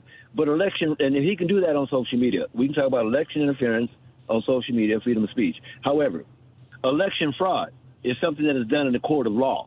And that's a big, big difference. And I'm really excited, man, because I know this country is going to move to the left faster than you've ever seen before, as long as the Republicans will allow him to, to bring them down. And he's going to continue bringing them down. And I'm going to end with this. You were talking to Greg Palast a moment ago, and he was saying that Smith's case is harder to prove than Fani Willis's case. And thank you for pronouncing her name correctly, because I was messing it up too, Tom. But we got witnesses that told Trump he knew he lost, including his boy, Mike Pence. And remember when Mike Pence said that he wanted to hear stuff you want to hear? All of us are kind of like that. Trump ain't no difference. He just wanted to hear what he wanted to hear. He knew he lost that election. So when he goes in to Georgia, what I'm looking for, and I don't know, maybe you can answer this for me. Are these guys going to have to post bail, or do they get a walk because of who they are? I don't know. I really don't. And by the way, Morris, a little bit of trivia about Fani Willis's name. Her father was a Black Panther. And he named her with and the reason it's pronounced Fani is because it's a Swahili name. So there you go. Isn't that beautiful? That's something else, ain't it, Tom? You're a bad man, Tom. But no, I'm excited because the first time Trump got a post bail, now homeboy got to post $250 million. Okay, your boy Bankman. Yeah. What you think Trump got to post? And if he got to post any kind of money like that, keep in mind that Tisha James got $250 million that she won in New York. They keep talking about these indictments. It's almost like they forgot about Letitia James, Tom. But anyway, before he come up with a $250 million, he'll get on that plane of his and go someplace where we don't have an extradition treaty. I think so. I think so. But so far, he's just been let out on his own recognizance in every single one of these cases, just basically his own signature. Yeah, but when you talk about violating and intimidating witnesses, we got a president. Before you had Alito, before you had Thomas, we used to follow president. For better or worse, we follow president. These guys came up in there and decimated all that. Well, it's returning. Okay, now in the case of this Sam Blackman, we got a president to put a $250 million fine of bail bonds on this guy or lock him up. Right. You see, the president, Tom. Yeah. Okay, you behave yourself. Talk to you later. Okay, thanks a lot, Morris. Good to hear from you. It's always nice to hear from you, Morris. It's 22 minutes past the hour. I'll be back with more of the news of the day and your calls, or more of a deep dive into these charges and your calls in about 60 seconds. So stay with us. We'll be right back.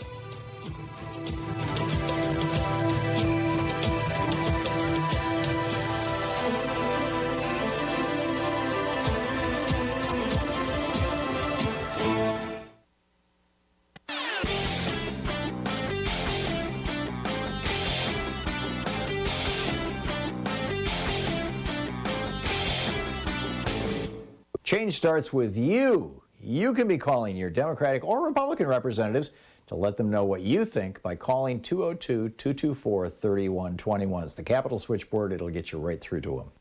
You know, between 40 years of Ronald Reagan's neoliberalism destroying the American middle class and all the just horrors of January 6th and the Trump presidency, America's waking up, and that's a really good thing. There's actually, you know, some books coming out about this. Mine, The Hidden History of Democracy. Neil Howe's The Fourth Turning is here.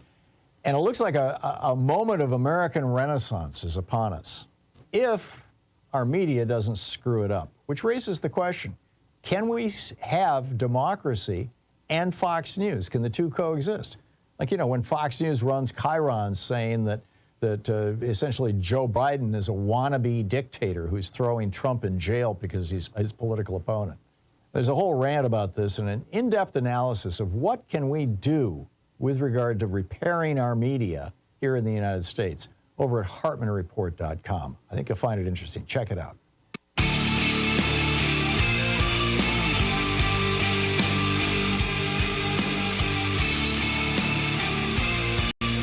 "24 minutes past the hour, breaking down the charges." Okay, the racketeering charge, 161 alleged acts in support of this.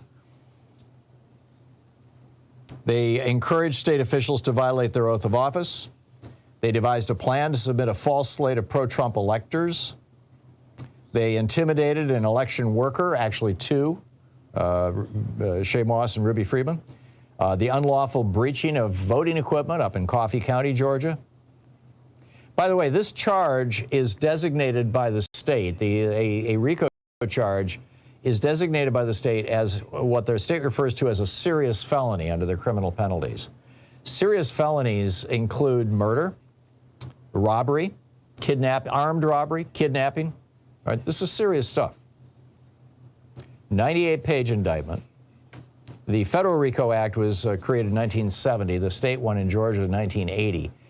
But Trump is specifically charged with conspiracy to commit impersonating a public officer, 2 counts of conspiracy to commit forgery in the first degree, 2 counts of conspiracy to commit false statements and writings, and 1 count of conspiracy to commit filing false documents. And, you know, this basically the memos that they're outlining here set the stage. This is, I'm getting this from a great post over at The Hill that summarizes all this. Ultimately set the stage for this meeting inside the state capitol in Georgia on December 14th, where these 16 pro-Trump electors signed documents saying that they were submitting actual electoral votes on behalf of Donald Trump. So that's the first charge against him, is basically the racketeering. The second one is the fake electors plot, which I just mentioned. The third is the Trump-Rafson perjure call. He's also charged with false statements in writing and solicitation of violation of an oath by a public officer. That all has to do with his call to Brad Rafson perjure, asking him to find another 11,780 votes. That was on January 2nd, 2021. That was 4 days before the January 6th attack. Mark Meadows, by the way, who was on that call, he was the chief of staff at the time, is also charged with soliciting a violation of oath by a public officer. Trump is also charged with soliciting the Georgia House Speaker, David Ralston, to call a special session of the legislature. That's a crime. And with a maximum penalty of 3 years, by the way. And he's also charged with filing basically a phony lawsuit. This was on New Year's Eve and in 2020, and making unfounded claims. Oh, and also a September 2021 letter to Rafson perjury. He's been charged with that, too. The Thom Hartmann Program. Call 202-808-9925. They are wrapping this thing around Donald Trump, and they are not going to let go. We'll see how it all shakes out and whether or not Brian Kemp gets rid of Fani Willis. Stay tuned.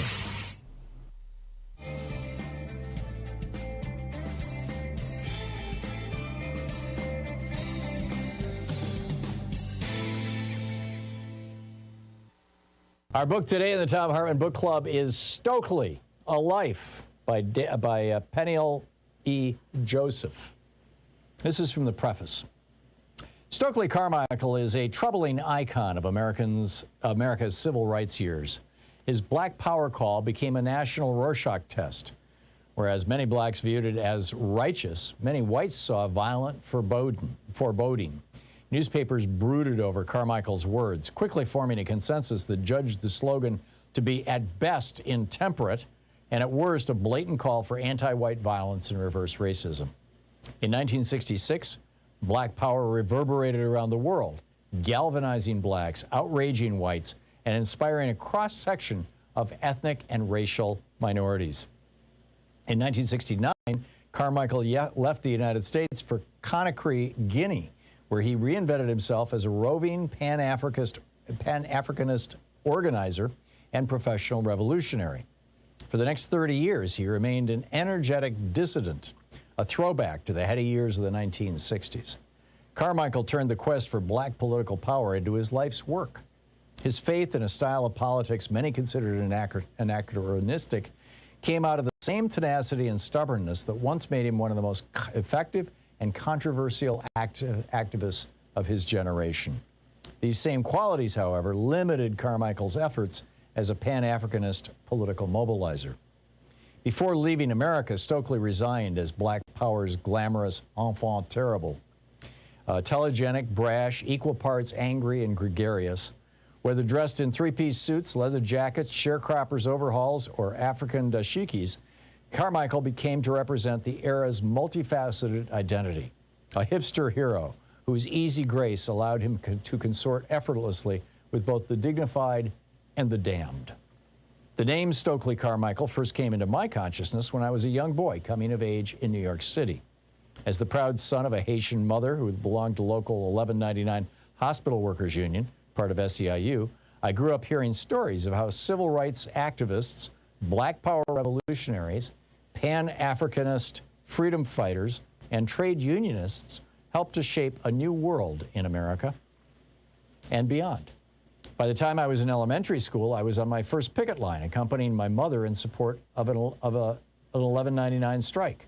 Both Malcolm X and Martin Luther King supported 1199 during the 1960s. Stokely Carmichael's political importance came into sharper focus when I was in junior high after the premiere of the landmark PBS documentary series Eyes on the Prize, which featured the 24-year-old Carmichael's fiery Black Power speech and rightly characterized Stokely as his generation's heir to Malcolm X. Over the course of a decade of research on Carmichael, I would come to understand him as that and much more. Carmichael's youth, casual dress, and charisma made him an easily identifiable hero, one whose quick smile and passionate speeches left an indelible impression. An adopted son of the South by way of Trinidad, the Bronx, and Harlem, Stokely adapted to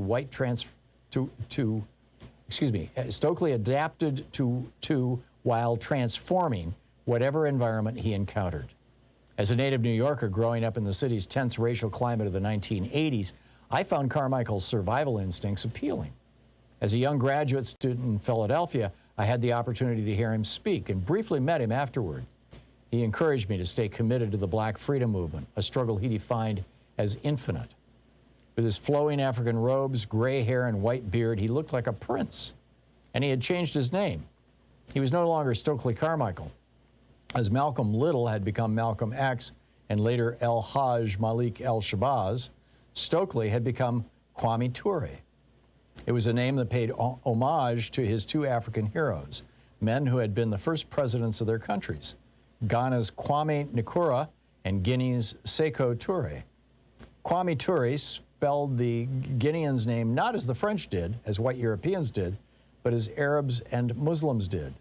Sékou Touré, S-E-K-U-T-U-R-E. As a college student, Carmichael helped transform America by organizing sit-ins, demonstrations, and voter registrations during the civil rights movement's heroic years, a period that roughly encompasses the decade between the 1954 Brown v. Board Supreme Court decision, desegregation decision, and the 1965 Voting Rights Act, and has become enshrined in public memory through national holidays, films, commemorations, and monuments. Carmichael's deep sense of justice contributed to his evolution into Kwame Ture, the Pan-Africanist revolutionary and anti-capitalist organizer who moved to West Africa and remained tenacious in the face of searing political setbacks. Carmichael ultimately judged America incapable of creating the free and just world he had struggled for as a young man. But despite living in Africa for the final 30 years of his life, Carmichael's legendary stature as a black power activist lingered even if many ignored his lasting contributions to civil rights struggles that included a bruising quest for the vote in the Deep South. Although today largely forgotten, Stokely Carmichael remains one of the protean figures of the 20th century, a revolutionary who passionately believed in self-defense and armed rebellion, even as he revered nonviolence. The book Stokely, A Life, by Peniel L. Joseph.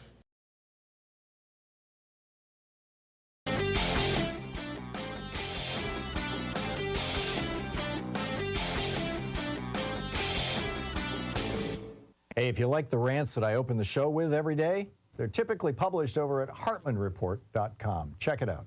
Recently, I did an op-ed and a little rant here about what happens when you raise the top income tax rate on morbidly rich people to 90%, and how, you know, that helps reduce income inequality and funds the government, all kinds of good positive things. What about corporate taxes? We really need to go back to the 50% top corporate income tax rate that we had under Dwight Eisenhower, for example. The reason why is not on the assumption that we're going to collect all that money, but what it does is it causes corporations to change their behavior, to do things to try to get tax deductions so they don't have to pay that in taxes. And what are the main things they do? They develop new products. They do research and development. They become more competitive. They open up new stores. They pay their employees better. They offer better benefits. All of these things are 100% tax deductible, and thus they're corporate income taxes and help out America. You can read all about it over at hartmannreport.com.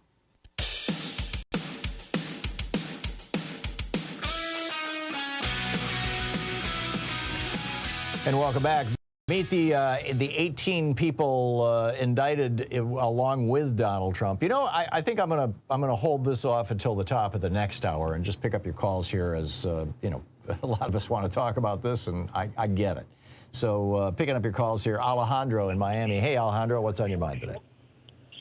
Hey, Tom, I just obviously wanted to offer my legal opinion about the Trump indictment and all that stuff. But I just wanted to also, you know, piggyback on another caller earlier. I just want you to start saying, you know, unequivocally that Trump can pardon himself, because that's nonsense from a constitutional point of view. You can only grant it to someone else. The president can't grant it to himself. I mean, if I would have asked that question when I was in law school, in my con law class, I would have asked the professor, hey, can a president pardon myself? I think my professor would have laughed in my face and think I was a fool for asking such a ridiculous question. So I just then why is there all this speculation? I agree with that. The speculation's all over the media that the whole reason why Trump is so aggressively trying to become president again is so he can pardon himself. Well, why are they all saying Trump this? is no constitutional law scholar, so I don't trust his legal opinion on anything. Yeah, okay. So, I mean, you know, there are a couple of candidates, you know, specifically Ron DeSantis and Vivek Ramaswamy, who have said that if they become president, they will pardon Trump. So if Trump knew that for a fact, that he couldn't pardon himself, I would think he would be, you know, tomorrow morning or yesterday morning throwing all of his support behind one of the two of them. Don't you?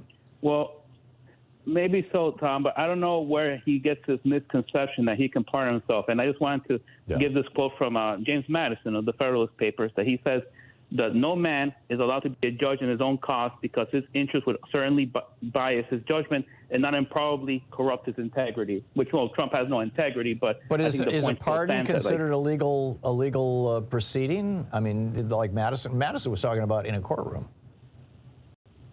Well, to me, it's just the whole idea is from a constitutional scholar's point of view, and most of them, they just think it's so ridiculous that you can't just do that. It's something that you could only grant to someone else. You can't give it to yourself. I hope you're right, Alejandro, and I will slightly recalibrate my comments around that. Thank you. Yes, but I also want to offer, you know, my legal insights. So now how many felony indictments are there? Over 70 or 90? I don't know. I can't keep track, but yeah. So, you know, what I'm reading with the RICO charges that I'm reading right now, that obviously they're based on the federal RICO charges that were created in 1970 to combat organized crime, but apparently Georgia's version portion of the law is broader because the state law can be aimed at any enterprise, in quotes, meaning prosecutors can use it for a broader array of conduct. Right. So that's very great that they're doing that.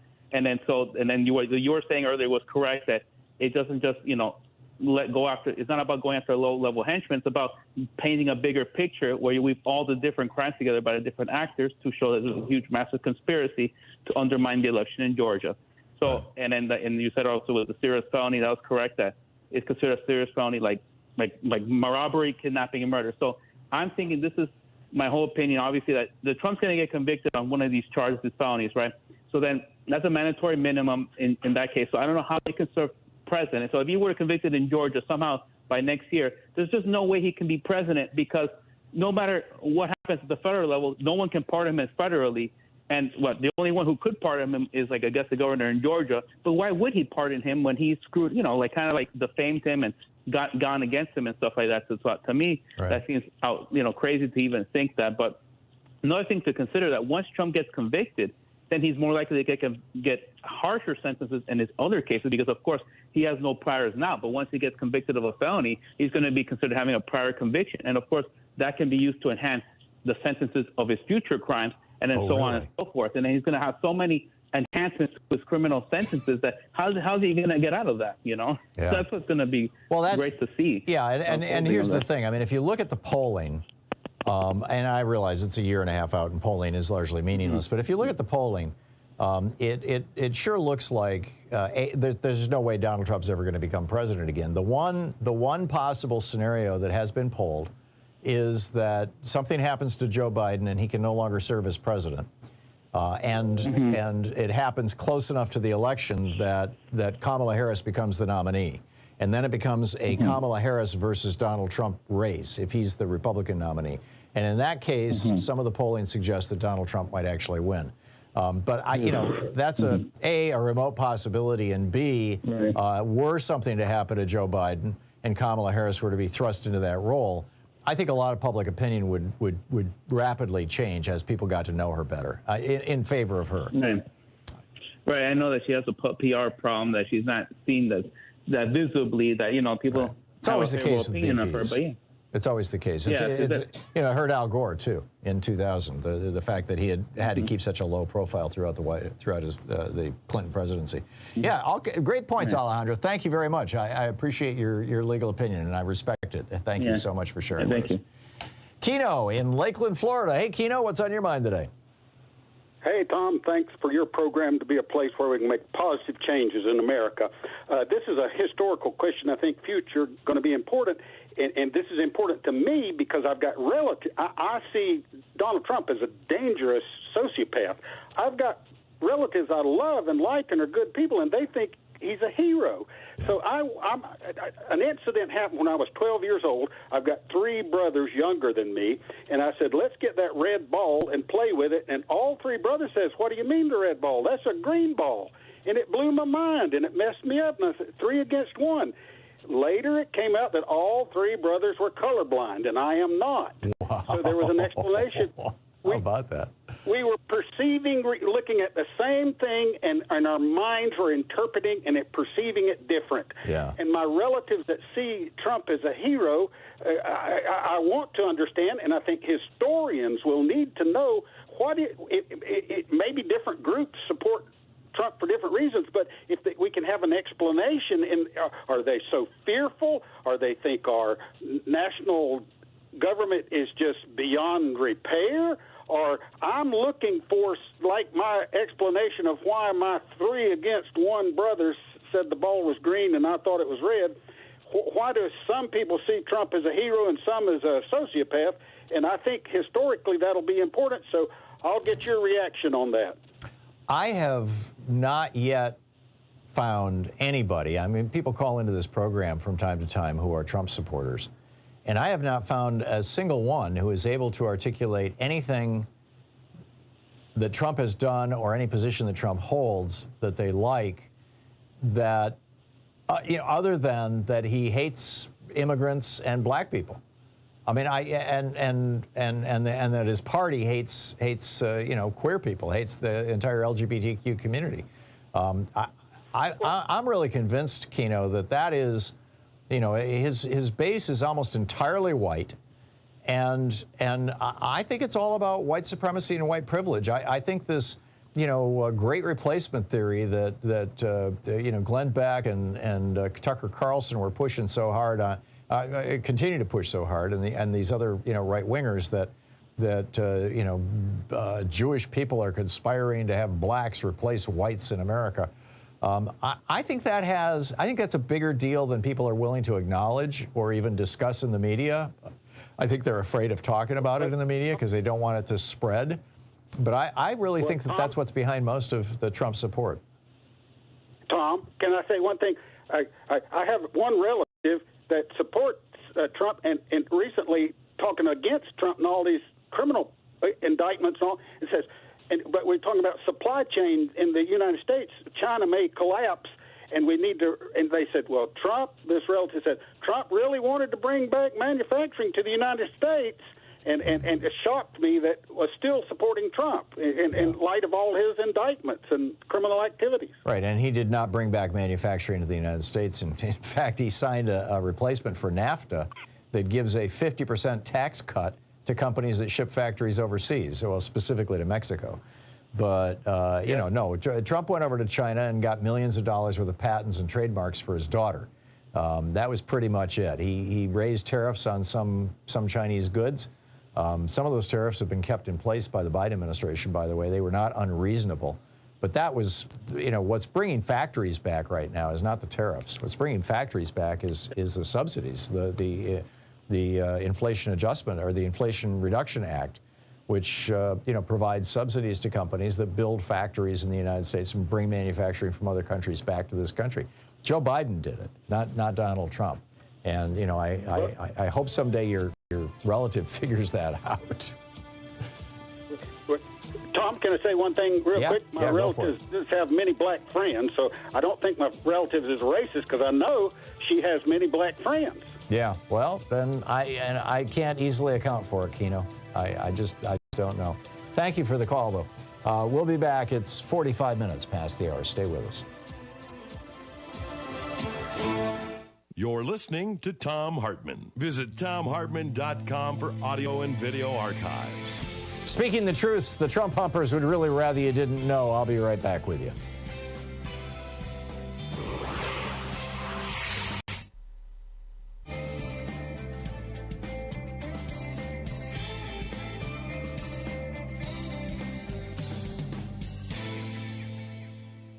And welcome back. Kevin in San Pedro, California. Hey, Kevin, what's on your mind today?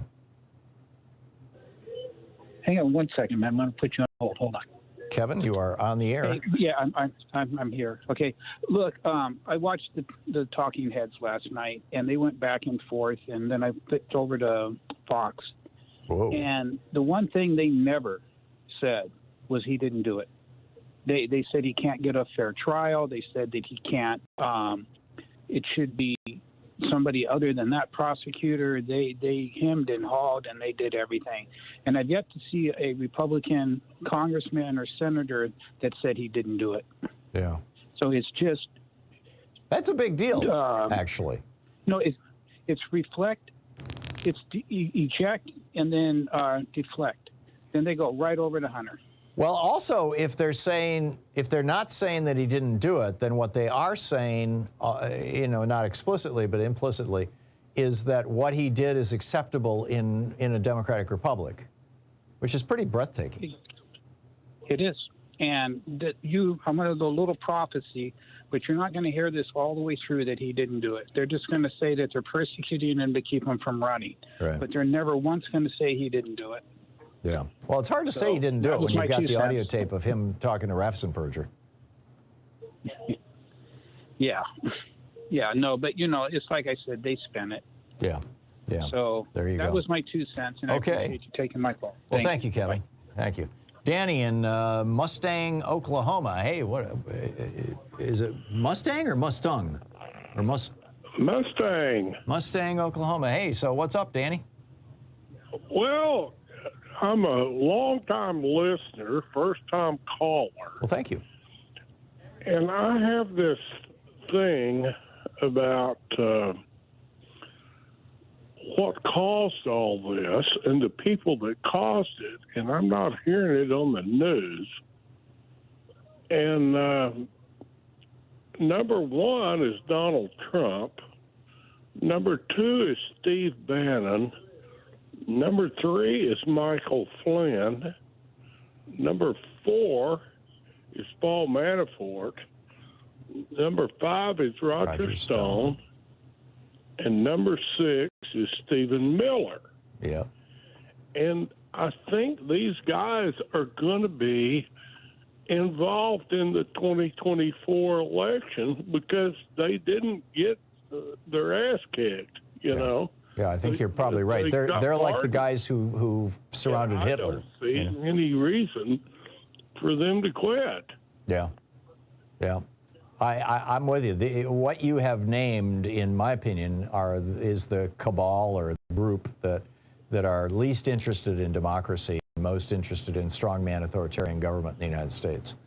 You know, to the point of nearly openly advocating for it, and some very smart people, and therefore I think in the context of the future of American democracy, some very dangerous people. They are awful. Yeah, yeah, and they're continuing. I mean, you know, Stephen Miller is writing Trump's speeches now. Steve Bannon, of course, has his talk show. These guys have not gone away, and I don't think they intend to go away. Excellent point, Danny. Danny, thank you so much for the call. We'll be back. It's just about 10 minutes before the hour. We'll be back with more of your calls in about 1 minute. Stay with us.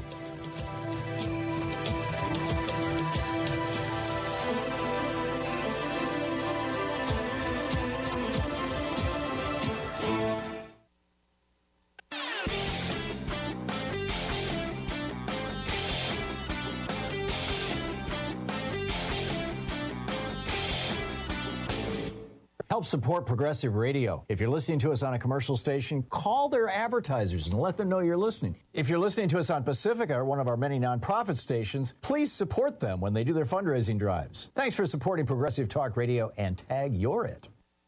You know, back in the day, the Republicans had these kind of soft, big lies, Ronald Reagan telling us that if we just cut taxes on billionaires, it'll trickle down to all the rest of us. And you know, climate change isn't caused by, of course. And voter fraud is caused by black people, and gays and lesbians and trans people want to convert your children. All these lies. Public school teachers are communists.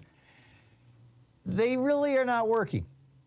So now the Republicans have a new strategy because their lies are not working, including their lies about COVID and about Russia and about the media and everything in public schools, abortion.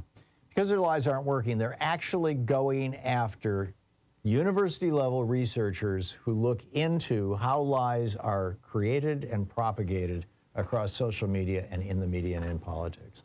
It's an amazing story, reported by both the Washington Post and the New York Times. I got a whole rant about it over at hartmannreport.com. Check it out.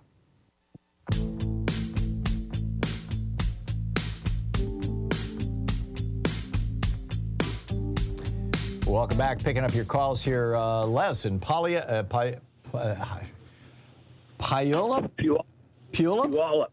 Puyallup. Okay.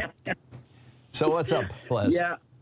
I talked to you a few years back. I had told you I had a broken neck when I was 17. I broke my back when I was 21, working power line from Lake Powell to Lake Mead. Mm-hmm. You remember? Yeah. Okay. Well, I have been having a lot of physical problems, and I've been trying to deal with the city of Puyallup, and I had a contract for a rain garden, and they didn't do it, and my yard was always flooded. And then so I called somebody here a few years back, and I said, I need somebody to come out. And he goes, well, he made this appointment. Les, please, why are you telling me this? Because they arrested me. Oh, geez. Okay. They arrested me. I'm 70 years old. They arrested me, threw me in jail. I'm telling you, it was the hardest thing in my life. The cop who put my handcuffs on shoved me in the car. He wouldn't even let me see where I was stepping. Now I got to have my knee operated on. My hands shake so bad I can't control them. Wow. Well, Les, I'm very sorry to hear about that, but I can't do anything about it, and it's not a you know, a real political issue to the best of my knowledge. So I wish her the very best. Catherine in Chico, California. Hey, Catherine, what's on your mind today? Hello. Thank you, Tom, for all you do. I just want to go back to January 6th briefly. And I read recently that when Trump tweeted that Pence wasn't supporting his screwball plan, that within 3 minutes the crowd started chanting, "Hang Mike Pence." That's correct. Yeah. And it brings me to the question of the gallows. Whether it's a symbol or a functional gallows, was that it was not functional. just... It was, okay. And it was well built. Wow. Well, malice aforethought thought and premeditated murder. So my question is, could Jack Smith ostensibly add felony charges of premeditated murder, depending on who ordered it? But in my mind, I know it was Trump. Yeah. You mean attempted murder or yeah. Yeah. Yeah, you know, or conspiracy to commit murder. I'm with you, Catherine. I want to know, you know, who brought the wood, who designed that thing, who brought the bolts and the rope, you know, who put it together, what they knew, what they were planning. Yeah. Right. You know, because it was a very well professionally built gallows, and it's like, you know, there's a couple of weird things that we just never hear about in the media, and I want to know why. Number one, you know, why did Chris Miller, the head of the Department of Defense, the acting Secretary of Defense, why did he issue a stand-down order to the National Guard, you know, the day before, right, 2 days before January 6th? Number one. Number two, why did they have that phone call meeting where Mike Flynn's brother was on the call and decide not to, while the riot was going on, and decide not to support the Capitol Police? And number three, who built the gallows, and you know, what was their role in this, and how, you know, how tightly intermeshed with the entire conspiracy were they? And I've been hoping all along that Jack Smith or somebody like him would come up with the answers to some of these questions, but I haven't heard them. Catherine, thank you for bringing that up. I appreciate it. It's a big deal. Jessica in Chicago. Hey, Jessica, what's on your mind today? Hi, Tom. Yes, I agree. There's still lots to find out. Yep. And thank you for letting us voice our opinions. There will be no justice system in our country if we don't put Trump in prison for his 90 acts. If the Justice Department is too afraid to jail the idiot, we seal him up in the New York Tower penthouse, weld him in, one Secret Service agent and his golden toilet. And the Chinese sealed up their COVID-infected citizens. Let's do it. Yeah. And I watched MSNBC till midnight, and it bothered me, the newscasters saying, 19 defendants are too much. No, it's not. I agree with you. More than half of them are going to slip. Yeah, I think three-quarters at the least. Yes, I hope so. And I loved watching Fani Willis last night. She's brilliant. Yeah. There's no way these defendants are spending 5 years in jail for the Cheeto Mussolini. I love that. Thank you for saying that. Cheeto Mussolini doesn't get to play golf anymore. He gets sealed up with his gold toilet and one Secret Serviceman. Yeah. You know, I'm guessing that most Americans, if he's convicted, would probably go along with, confinement, home confinement. I wouldn't be happy about it. No. But, you know, they would have to turn off his access to the media, which would be a very, very difficult thing to do. Jessica, thank you. Thank you very much for the call. We'll be back. We'll continue the conversation here about the indictment of Donald Trump on the other side of this break. I want to break down the 18 people who are charged. There's some interesting names in here and some roles and titles that you probably are completely unaware of. I'll share that with you on the other side of the break. You're listening to Thom Hartmann.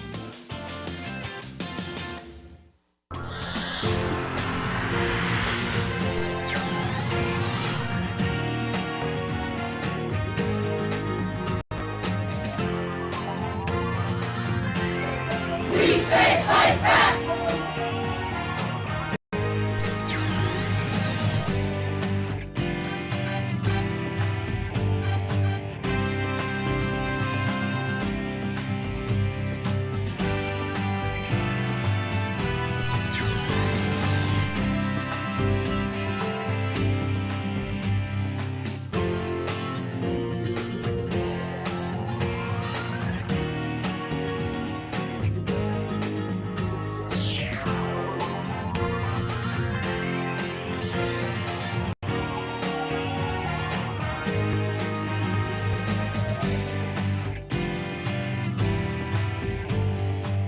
In addition to bringing you the Thom Hartmann Program here on Free Speech TV and Video Media Online, we also have a whole set of ways you can interact with us and tools you can use to spread the word about the democracy and the threats to it in our republic. First, there's your daily homework. Sue Nethercutt puts together a daily email newsletter that has a link to every story I discuss on the air, so you can find my sources and you can share them with your friends. It's free and you can sign up at thomhartmann.com. Second, I publish my daily take every day over at the hartmannreport.com website. That's also free if you want the daily 5 days a week rant in your inbox. No ads either. Third, we have the podcasts. There's the free 1-hour version of our daily show that's advertising supported. You can find that wherever you get your podcasts normally. And then there's also the podcast of the entire 3-hour show with no advertisements, and that's available by subscription over at thomhartmann.com. So check them all out at thomhartmann.com and hartmannreport.com. Our book today in the Thom Hartmann Book Club is Common Sense for the 21st Century by Roger Hallam. The subtitle, Only Nonviolent Rebellion Can Now Stop Climate Breakdown and Social Collapse. This is from the foreword. I was there for the past 20 years. Climate activism. It didn't work. We protested in our hundreds of millions. It didn't work. We raised billions to reach people and politicians. It didn't work. We signed countless online petitions. They didn't work. We looked to the United Nations to resolve the crisis. It didn't work. We trusted progressive politicians and their reforms. That didn't work. Al Gore had a big concert and a PR campaign. It didn't work. Countless NGOs, non-governmental organizations, did their best, and it didn't work. I worked with green NGO campaigns, shameless and lying politicians. I was wasting my time. I had a clue back in 2007 that there might be a fundamental flaw with the reformist approach. The problem with the political influence of the industrial billionaires like the Koch brothers and other fossil fuel bosses. It was another warm night in Los Angeles. I was invited to an exclusive event. A Tesla Roadster prototype was going to be shown to press and guests. We took turns riding around the block. I watched in amazement as the Tesla was at the end of the street in the blink of an eye, with barely a sound. I felt like a caveman seeing a television. Incredible. While I was working on a campaign in 2007, I had an idea for how to save the world with a massive music event and a huge fundraising effort led by celebrities to fund the biggest PR campaign to save the environment. It would be a huge global event, just like Live Aid. I sought out a prominent journalist at the Tesla event to tell about my scheme and bask in the glory of his praise. The journalist was Vijay Vithswaram from The Economist, now a life member of this Council on Foreign Relations. After listening carefully to my concept, he smiled and laughed. I was stunned. Laughter? How could I be so wrong? Vijay wasn't being cruel or unkind. He thought I was naive. He said, the fossil fuel industry has enough money to outspend any public relations campaign you might try by 100 times. He carried on talking, but I had stopped listening. I had my answer. He was right. Crestfallen, I sheepishly nodded and walked away. Over the next 12 years, I watched as fossil fuel companies used their vast financial capital to buy political parties, trick NGOs into fruitless schemes like the U.S. Cap and Trade Initiative, sow doubt about climate science in the public discourse, and slow policy reform to a snail's pace. Their strategy worked. As climate skepticism continued to spread, climate change mitigation dropped down voters' priorities. With Trump and Putin in power, it was over. I quit climate campaigning. Then I heard about Extinction Rebellion closing 5 bridges in London. And they closed central London in April 2019. This was something different. I met Roger Hallam, and he explained his ideas for a radical plan to create real change. This included, first, tell the truth. Climate skepticism was pushed by the mainstream media, which spread doubt on climate science like a plague, leaving inaction in its wake. The scale of the crisis is being played down, and we must get the truth out. Second, nonviolent civil disobedience. We need to get arrested, tens of thousands of us, more. No more protests, no more petitions. Instead, nonviolent civil disobedience, lots of it, and on a large scale. Close down cities until the politicians take action, or until the people do. Third, universalism. In other words, the climate crisis should not be owned by any political ideology, culture, age, or gender. As Roger Hallam says, we all have a stake in the future. We should all be allowed to engage in action. I was convinced. We need a new approach to save ourselves and the planet. We need to spark a worldwide rebellion. We need for the 21st century. That foreword was written by, quote, anonymous climate activist. So this now is the introduction to the book. It is time to grow up and see the world as it is. There are some things which are undeniably real. There are some things we can. This is the law of physics. Ice melts when the temperature increases. Crops die in a drought. Trees burn in forest fires. Because these things are real, we can also be certain about what the future holds. We are now heading into a period of extreme ecological collapse. Whether or not this leads to the extinction of the human species largely depends on whether revolutionary changes happen within our societies within the next decade. This is not a matter of ideology, but of simple math and physics. The United Nations has estimated that we need to reduce carbon emissions by half within a decade to have a 50% chance of avoiding a global catastrophe. Of course, this is likely to be an underestimate, as recent science shows permafrost melting 90 years earlier than forecasted and Himalayan glaciers melting twice as fast as expected. The book, Common Sense for the 21st Century, by Roger Hallam, the co-founder of the Extinction Rebellion. The subtitle, Only Nonviolent Rebellion Can Now Stop Climate Breakdown and Social Collapse.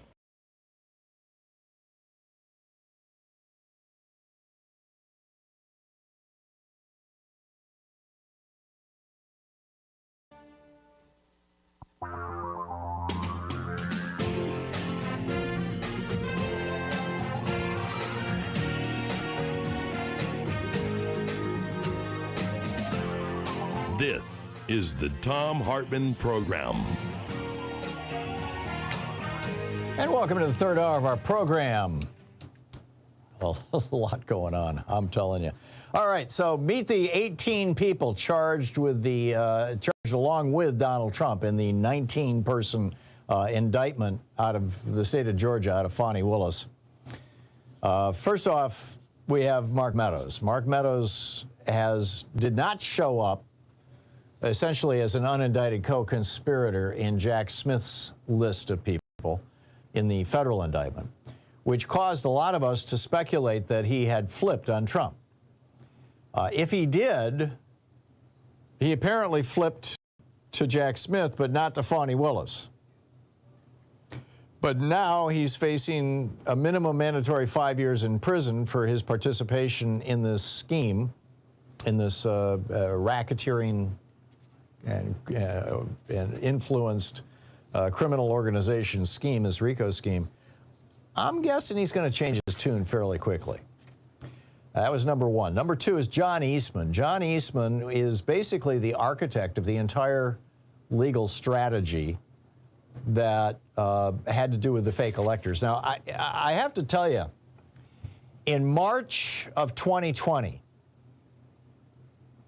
now this was before, this was what, 7-8 months before the election, the 2020 election. I wrote an op-ed that was published in Alternate, and it was titled something like, "We better get ready if Donald Trump refuses to leave office." And in that article, I went through the 1876 Tilden versus Hayes election. Or was it 76 or 72? I forget which. I think it was 76. I went through that election where a number of states, I believe it was 4, it was Oregon and 3 southern states, submitted dual slates of electors. Oregon was occupied at that time by the Ku Klux Klan. Our political system in the 1870s was run by the Klan here in Oregon. And in 3 southern states, while the Klan was very powerful and very active, those states were actively, in 1876, under occupation by the Union Army. And so these 4 states, when Sam Tilden, as a Democrat, and Rutherford B. Hayes, the Republican, ran against each other for president, it turned out that Tilden actually got more votes. He won the popular vote, and he won the Electoral College vote, but he never became president. And I pointed this out in this article in March of 2020, before Cheeseborough had come up with his plan, before Mark Meadows was and John Eastman were putting this thing into play. Now, I'm not saying that they got the idea from me, because I got the idea just from history. This is not a secret history.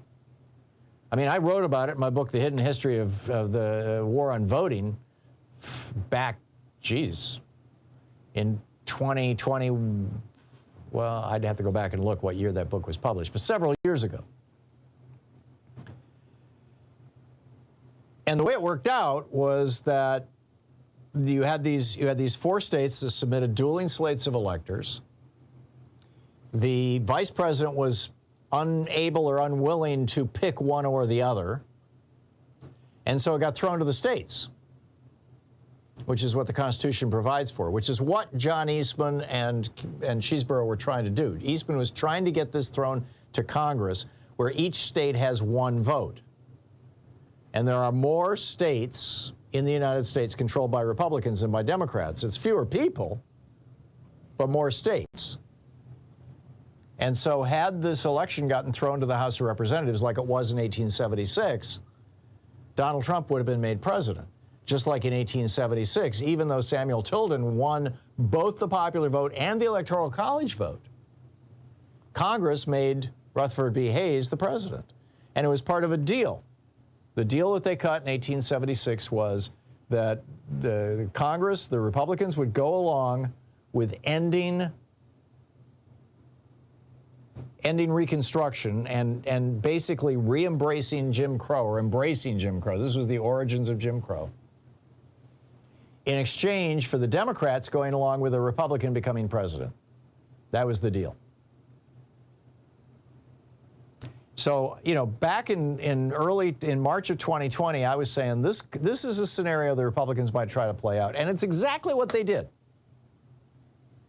So anyhow, John Eastman was in the middle of all that. So number 3, Kenneth Cheeseborough, spelled Chesebro, like Chesbro, but apparently he's from Wisconsin and likes cheese. I don't know, but he calls himself Cheeseborough. He was the main coordinator and wrote the original memo on the fake electors plot. Then there's Rudy Giuliani. Giuliani, of course, was Trump's personal attorney. He was a longtime buddy. He's facing 6 charges in connection with this scheme. The indictment states that 3 Georgia state legislature committee hearings. There were 3 committee hearings where Giuliani testified and lied, promoted false stories about election fraud. And he is charged with 1 count of soliciting lawmakers to violate their oaths of office for each one of those 3 meetings when he came in and told election lies to the Georgia legislature in open legislature. Next up is Jenna Ellis. By the way, let me just say for the record, in my opinion, I think it's extremely likely that Eastman is going to flip, that Cheeseborough is going to flip, that Meadows has already flipped federally and is going to flip on the state charge. In fact, I'm of the opinion that there's not a single one of these people who is willing to go to hell, essentially, to go to 5 years in a Georgia prison. And there is, I mean, you know, hell is probably better than that. I don't think there's a single person in this entire indictment who's willing to do that on behalf of Donald Trump. Especially as the probability of Donald Trump ever again becoming president fades rapidly. And it is rapidly fading. So, next up, Jenna Ellis. Jenna Ellis is also charged, beyond the main racketeering charge for which she's facing 5 years in prison, minimum mandatory. She's also charged with soliciting a public officer to violate their oath.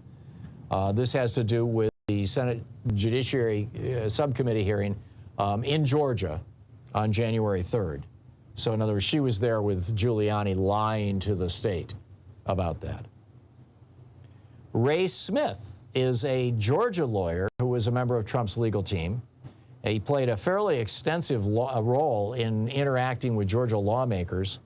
He is facing 3 counts of soliciting a public officer to violate their oath and 2 counts of making false statements. He also faces 6 counts with regard to the scheme to submit a false slate of electors, and he's been charged with forgery, making false statements, he's been charged with that twice, and multiple conspiracy counts. Again, I don't see Ray Smith going to prison on behalf of Donald Trump. Do you? I mean, do you think any of these people would go to prison for Donald Trump? And then there's Jeffrey Clark. Jeffrey Clark was the guy that Donald Trump was going to make, and in fact did make for about 48 hours, the Attorney General of the United States. And he did that so that Jeffrey Clark, over the Attorney General's letterhead, could launch an investigation into voter fraud in these 5 or 6 states and freeze the election results based on an ongoing investigation by the Department of Justice. He's been charged under the RICO Act. He's been, so he's facing a minimum mandatory 5 years. He's also facing additional charges for a criminal attempt to commit false statements in writings. Then we get to the names of people you've probably never heard of. Robert Cheeley. He's an attorney. He's facing 10 charges plus a single charge of perjury. He's accused of, quote, knowingly, willfully, and unlawfully making at least 1 false statement to the Fulton County Special Purpose Grand Jury. In other words, Robert Cheeley is being charged with lying to the grand jury on behalf of Trump, presumably. Then there's Michael Roman. He was the director of Election Day operations for Trump's 2020 re-election campaign. And he faces 7 charges with regard to the fake elector scheme. He's apparently based in Pennsylvania. I'm not sure. Then there's Stephen Lee. Stephen Lee is charged with influencing witnesses by traveling to the home of Ruby Freeman on December 14th and December 15th and trying to influence her testimony. Now, he is a white lawyer who went to meet with Ruby Freeman and basically threatened her. Said, you could go to jail if you don't tell the truth about the role that you played in this election fraud. Now, he figured out that she didn't trust him, or he concluded that she didn't trust him because he was a white man. And so he reached out to Harrison Floyd, who is the leader of Black Voices for Trump. And one of the charges against Freeman is that he brought in Floyd, number 1. And where did I go with that?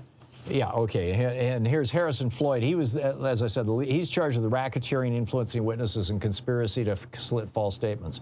There's Trevian Cuddy. He's a former publicist for the rapper Ye. He was the one who first contacted Ruby Freeman. He's charged with conspiracy and to commit solicitation of false statements in writings.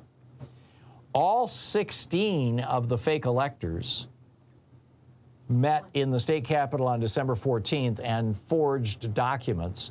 Only 3 of them have been charged, which means that 13 of the Georgia fake electors have flipped. Sean Still is another person. He's a Georgia Republican Party official who signed the Electoral College documents. He's been charged with, he's also the Republican Party in Georgia's finance chairman, and he's a sitting state senator. He's been charged with 7 counts, including impersonating a public officer, forgery, false statements, and attempting to false statements. And then there's David Schaefer. He's the chairman of the Georgia Republican Party. It's getting close to the bone here for the false electors. And then Sidney Powell, whose name you probably recognize. This has to do with the Coffee County breach. Kathy Latham, who was the chairwoman of the Coffee County Republican Party, Misty Hampton, who is the Coffee County election supervisor, and Scott Hall, who runs a bail bond business. They're all facing charges having to do with breaking open these voting machines in Coffee County. So those are the people who have been charged in this indictment. Unless I'm missing something, I don't see where any of these people have any good reason to go to prison for 5 years to protect Donald Trump, which is why I think Fani Willis said, yeah, we're going to charge them all at the same time and see them in court. This is the Thom Hartmann Program. Because she knows that the vast majority of them are going to flip. I mean, these are serious, serious charges.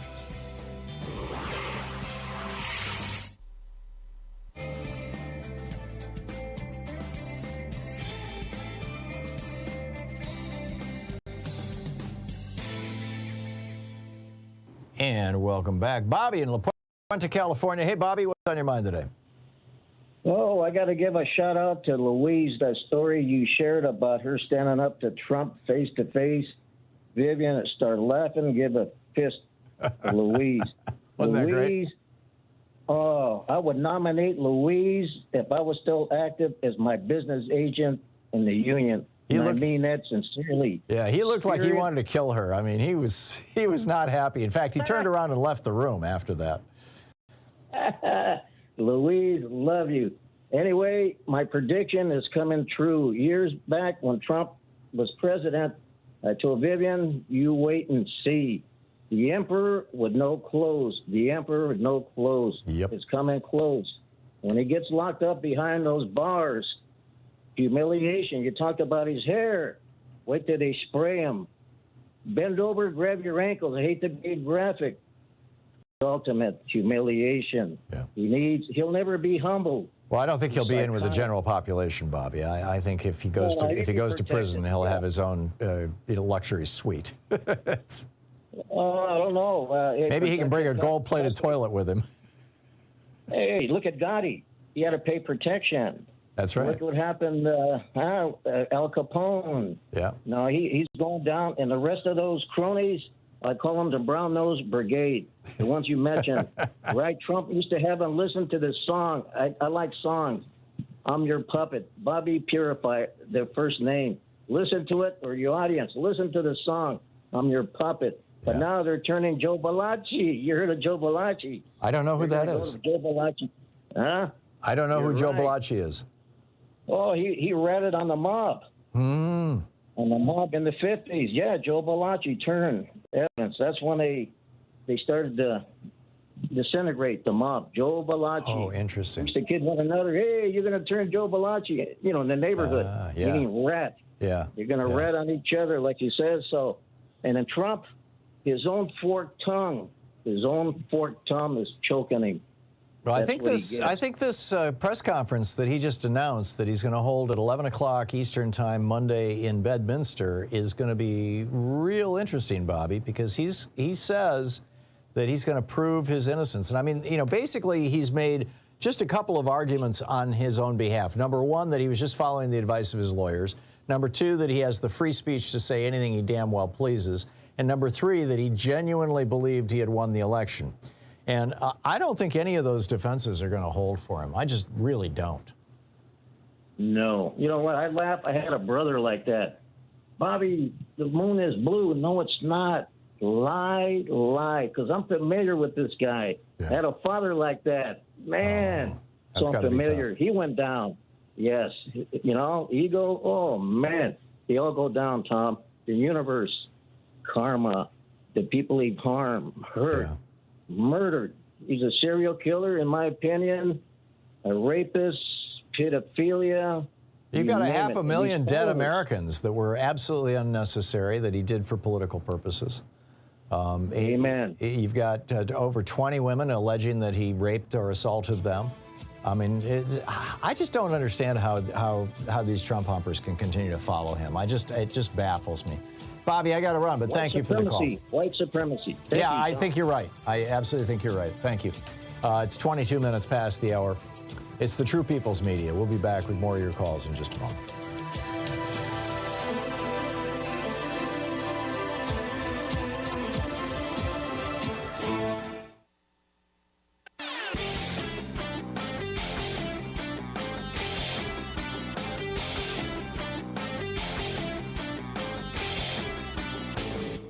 Missed my opening rant today? It's usually published over at HartmannReport.com, where you can read it and share it with your friends for free. Check it out, HartmannReport.com.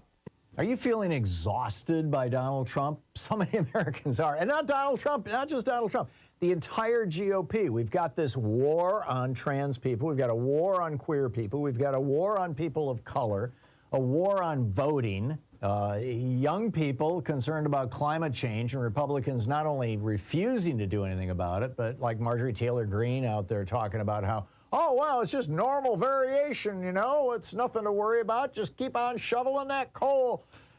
People cutting pills in half because they can't afford their medicine. Parents who don't have enough money to properly dress their kids for school, even though they're working full-time. Seniors fearing that the Republican Party is going to finally succeed in killing off Social Security and Medicare. They're trying it again. You know, it's this whole, yes, we'll raise the debt ceiling as part of cut Social Security. It's nuts. I got a whole op-ed about it over at HartmannReport.com. Check it out.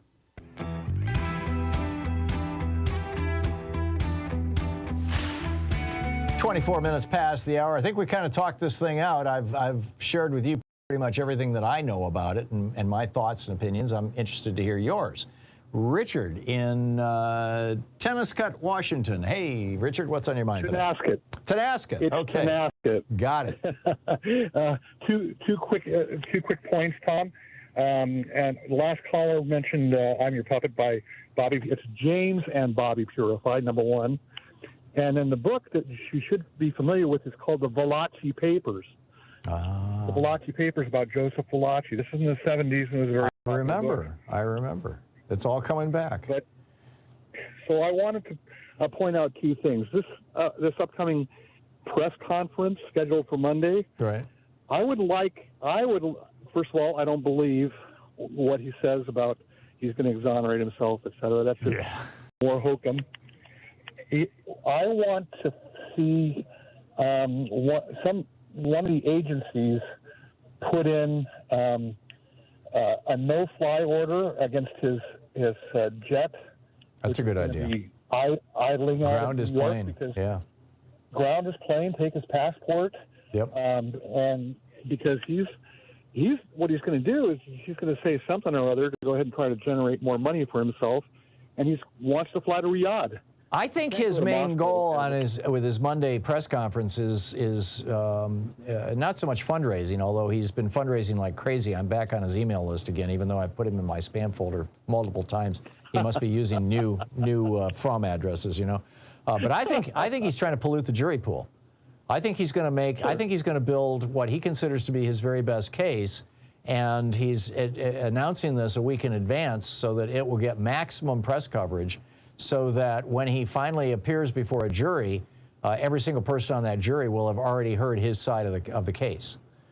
Now, I'm not sure that that's necessarily going to help him, and I think that some of these judges might consider it a crime or a violation of his terms of release, but my opinion is that's what he's planning on doing. You're exactly right. He doesn't care about piling on at this point, and that's why I believe that they need to go ahead and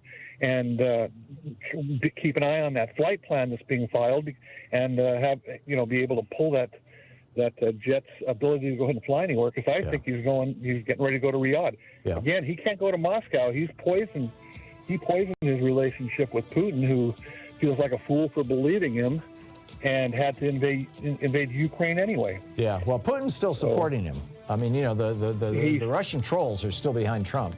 But that's just because they want to tear down America. I mean, it might not be because they love Trump. So excellent points, Richard. The question is he going to go to Oman? They're building a new $1 billion Trump hotel in Oman right now. Richard, I got to run, but thanks for the call. You're listening to the Thom Hartmann Program. Call 202-808-9925. Maybe the first part of that building that they're building in Oman, the Trump Tower that they're starting right now, is going to be the penthouse suite for Donald when he moves.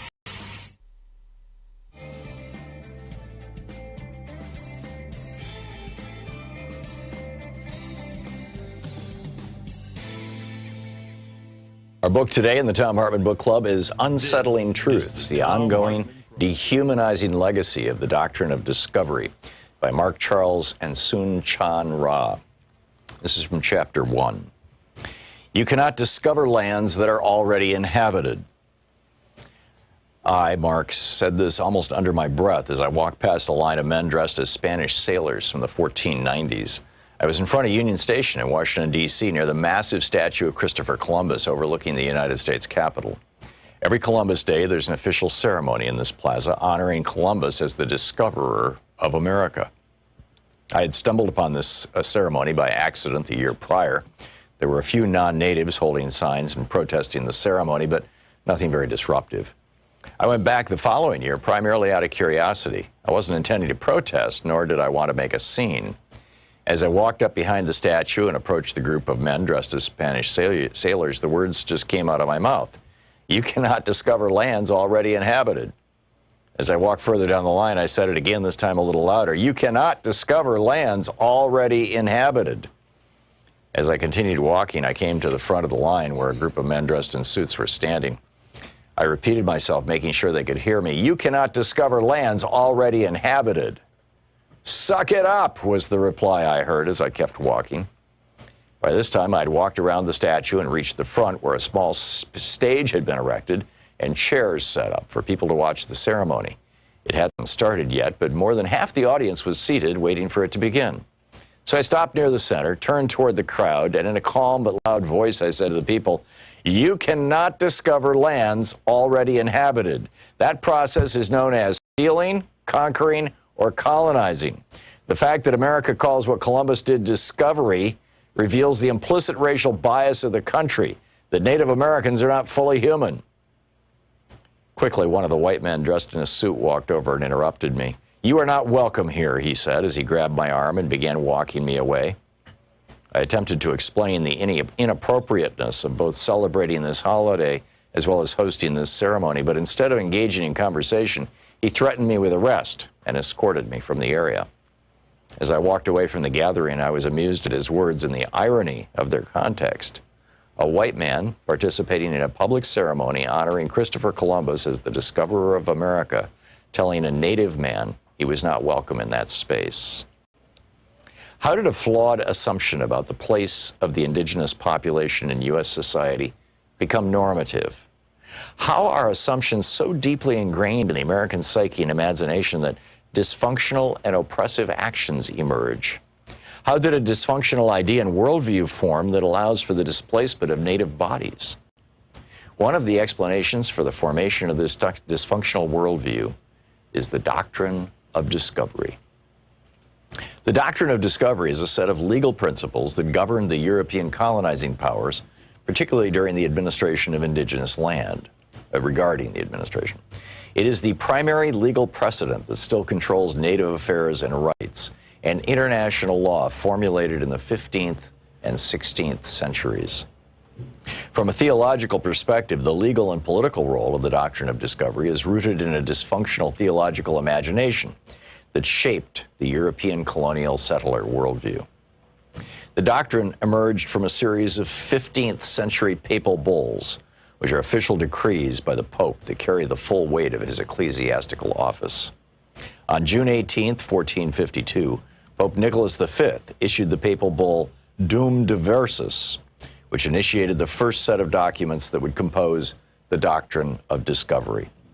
The official decree of the Pope granted permission to King Alfonso V of Portugal, quote, to invade, search out, capture, vanquish, and subdue all Saracens, Muslims, and pagans whatsoever, and other enemies of Christ wheresoever placed, and the kingdoms, dukedoms, principalities, dominions, possessions, and all movable and immovable goods whatsoever, held and possessed by them, and to reduce their persons to perpetual slavery, and to apply and appropriate to himself and his successors the kingdoms, dukedoms, counties, principalities, dominions, possessions, and goods, and to convert them to his or their use and profit. End of quote from Pope Nicholas's papal bull of 1452. Dum Diversus would identify the Saracens, a common term for Muslims at the time, and pagans, essentially identifying any non-Christians as others, as those who could be targeted for, quote, perpetual slavery. The papal bull intentionally used language that identified those outside the European Christian world and enforced the Western theological imagination of non-Europeans as other.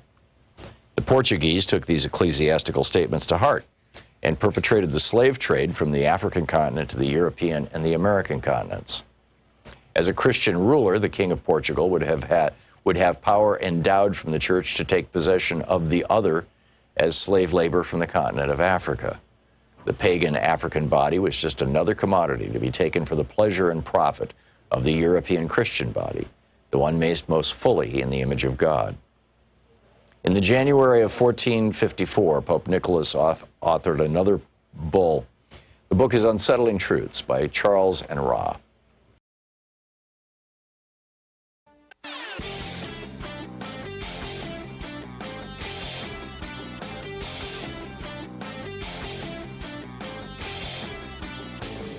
From international trade policy to immigration policy to housing, we've got all kinds of topics.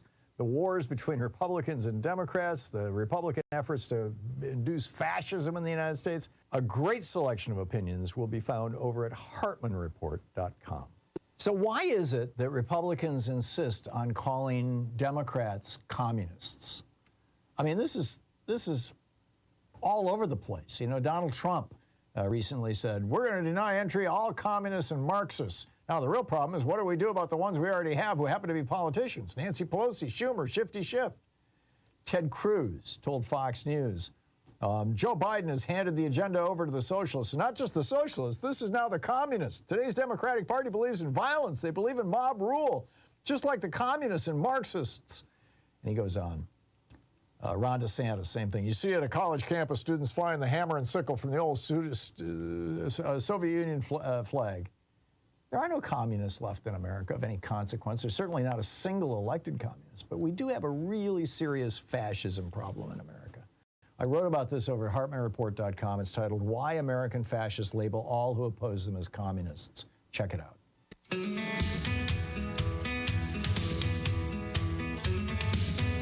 35 minutes past the hour, picking up your calls on this indictment day, or I guess post-indictment day. Steve in St. Louis, Missouri. Hey, Steve, what's on your mind today?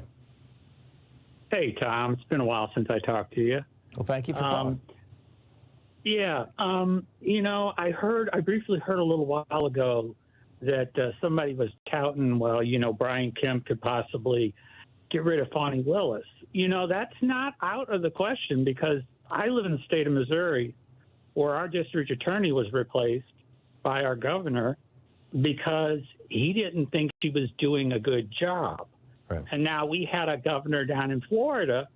Not only did he get rid of the district attorney, he also got rid of the attorney general because he did not like what they were doing. Right. So yeah, he's gotten rid of two DAs, actually. Right. And my thing is, he better watch what he does, because if my memory serves me correctly, didn't he throw away about 1 million black mail-in votes in order for Stacey Abrams to lose? What he did, we're talking Brian Kemp here, and it was when he was Secretary of State. He was in charge of the elections, and he was running for governor against Stacey Abrams, and he purged 1 million voters off the voting rolls. And the reports are that the majority of them were black voters in major cities, in Atlanta, Augusta, Savannah. I've never seen an actual confirmation of exactly who got purged, but yeah, Brian Kemp purged about 1 million people, and then he beat Stacey Abrams by about 50,000. I'd like for him to be investigated. I agree. Because if he's going to go down this road, let's start investigating him. Yeah. I would like to simply see a federal law that puts an end to these voter purges. I mean, the Supreme Court legalized this stuff in 2018 in the Husted versus A. Philip Randolph Supreme Court case.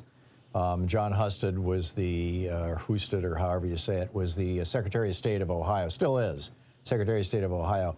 And he was mailing these caging cards into the big cities in Ohio, mostly into black neighborhoods. And the cards looked like junk mail, and if you didn't fill out the card and mail it back, you got removed from the voting rolls. And he purged, right. You know, he purged like 12% of all voters in Ohio off the voting rolls. Every sneaky game in the book, those Republicans have tried to do. Yep. And I wouldn't surprise me if he tried to get rid of Fani Willis, because let's face it, he's gotten away with becoming the governor. Yeah, no, I'm expecting it, and he will have the ability to do this in late October, early November. I don't know the exact date. It's roughly 8 weeks from now. And my guess would be, if Brian Kemp decides to do that, that he would probably do it, you know, like the day that the election results are coming in or something like that, a day that, you know, the news just doesn't cover what's going on. But we'll see. Thanks a lot for the call. Mary in Mill Creek, Washington. Hey, Mary, what's on your mind today? Well, Tom, I sacrificed for the cause last night and listened to Fox News instead of the others. Okay. So what did you learn? Well, a couple of things that just blew my mind. First of all, one of their main people that they interviewed was Caitlyn Jenner, who, I got to say, would still be Bruce Jenner if the Trump Republicans had their way. So I don't know why she's supporting him, but she was claiming, or they interviewed her because she had been on the golf course with him that day. And so while he golfed with him, he said that, oh, he was in this great state of mind. He's just an amazing man, blah, blah, blah. But before they even had the press conference, she was already spouting that the Democrats cannot beat with the vote, and they're exploiting the judicial system to beat Trump. Right. And they're already starting the let's discredit and deflect campaign that they do for that's their legal defense. So they're already there was a document that was leaked during the day, and it was taken off immediately. But anyway, so that's a big backbone of what they're where they're going with this, is that how can you trust somebody who's so incompetent that this major document was leaked? Right. Yeah. So they're really going with the whole let's discredit and deflect. The other thing I wanted to tell you that I thought was... Okay, go ahead. Okay, and the other thing that I was really kind of excited about is that even there are hundreds of these RICO violations that they listed, but there was a legal expert on MSNBC last night also, and she said that you only need two. They're essentially giving a huge basket and saying violations and saying, just pick two. Any two will do, and that's enough to put them down. That's right, and with a 5-year minimum mandatory. You know, it's funny, all these Republicans saying that the reason that Trump is being prosecuted is to win the election. When I was 7 years old, I was in 2nd grade, and there was a kid in my class, or actually it must have been younger than that, it might have been 1st grade. There was a kid in my class who accused me of having stolen his pencil. You know, from his pencil box. We had pencil boxes back then. And I remember. It became this was like 1957, you know. Yeah. And it became a big kerfuffle in the class, and this kid was accusing me of this, and I didn't do it. I knew I didn't do it. And the teacher took his side and was like, you know, Tommy, you better, you know, and all the, and I just, you know, it just devastated me. And I went home that afternoon and told my dad about it and just broke down crying. And he said, people will always accuse you of what they would do. We always judge others by ourselves. And that kid accusing you of stealing, when it probably just, you know, was a mistake and it got lost someplace, that kid accusing you of stealing tells you that you probably can't trust him because he's the kind of person who might steal things. And sure enough, the next day we found that the kid had left the pencil on a counter someplace, and you know, it just got misplaced. Yeah. But you know, look back, and it was one of the greatest lessons my dad ever taught me. And if you look back at Kevin McCarthy in 2016, leading up to the election in 2016, Kevin McCarthy goes on Fox News and says, look at our Benghazi committee hearings. We have sufficiently damaged Hillary Clinton's reputation, even though we never, you know, proved that she did anything wrong. We've sufficiently damaged her reputation that she can't win this election. I'm paraphrasing wildly here, but you can look it up. I mean, it's still floating around the video. You know, the video is still floating around YouTube and whatnot. So, you know, the Republicans are simply telling you what they would do if they were in power. If they, you know, if they had the ability to prosecute Hillary Clinton, they would have done it. And if they have the ability to prosecute Joe Biden, they will do it. And in fact, they're trying that right now with the whole Hunter Biden thing. So I totally get it. And therefore, it's not surprising at all that a Republican would go on Fox News and say, yeah, this is what's going on. Anyhow, probably way more than you needed to know. Mary, thank you for the call. I appreciate it. Jim in Auburn, New York. Hey, Jim, what's on your mind today? Oh, a couple things.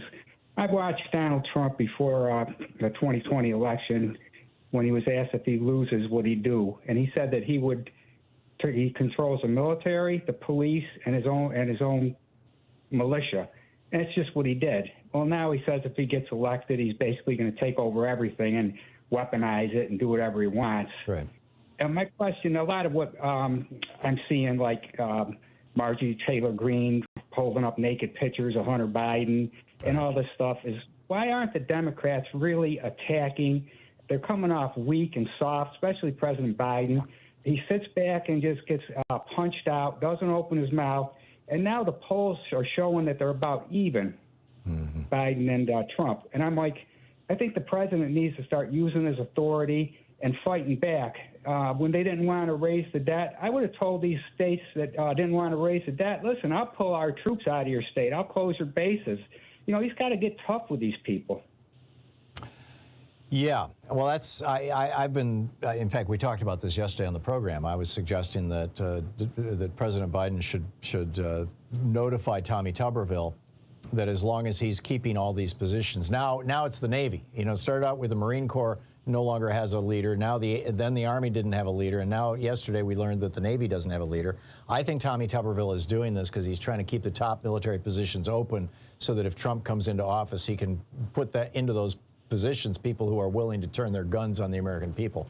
But that's just my conspiracy theory. But I would like to see Joe Biden come out and say every 30 days we're going to close another base in Alabama, Mr. Tuberville. Even though Tuberville doesn't live in Alabama, he actually lives in Florida. That's how I think it should happen. I'm with you, Jim. Jim, thank you very much. 45 minutes past the hour. We'll be back with more of your calls at the other side of this break. Stay with us.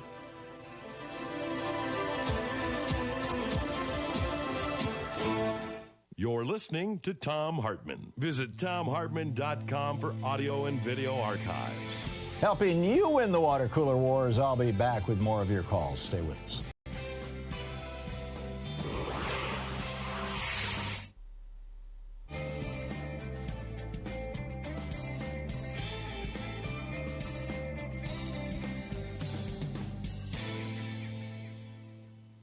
And welcome back. Frank in Eau Claire, Wisconsin. Hey, Frank, what's on your mind today? Hi, Tom. Hey, I just wanted to point out that you've been mentioning that gallows on January 6th as functional. Well, it's not. First of all, it's only 6 feet tall, approximately. And there's no trap. How do you know? Oh, there's tons of photos out there. Huh. Okay, I'll have to look that up. So you're saying that it was... I was actually... Go ahead, Tom. You're saying that it was a symbolic gallows, not an actual gallows? Yes. Huh. I'm a second-generation union carpenter. Uh-huh. And it's not really that well constructed. Okay. Well, but anyway, I'm willing to be corrected if I'm wrong. Check it out, because I know you believe in the truth, but 100% behind you, but I thought I'd let you know. Okay. Well, thank you for that, Frank. I appreciate it. I will go looking for some pictures, and I'll recalibrate my rants if you're right. And I'm assuming you may well be, although I remember reading, well, what I remember doesn't much matter. We need to find out what the truth is. Thank you, Frank. Well, there's several photos, at least, where people are standing next to it, and they're at least as tall as the top of it. Oh, interesting. Okay, well, that would make it looks well constructed, but it's actually pretty flimsy. Okay, all right, I'll check it out. Frank, thank you for that. Ray in Woodstock, New York. Hey, Ray, what's on your mind today? Thanks for listening to 104.1 FM. It's always an adventure, the Thom Hartmann Show. Thank you so much for all that you do.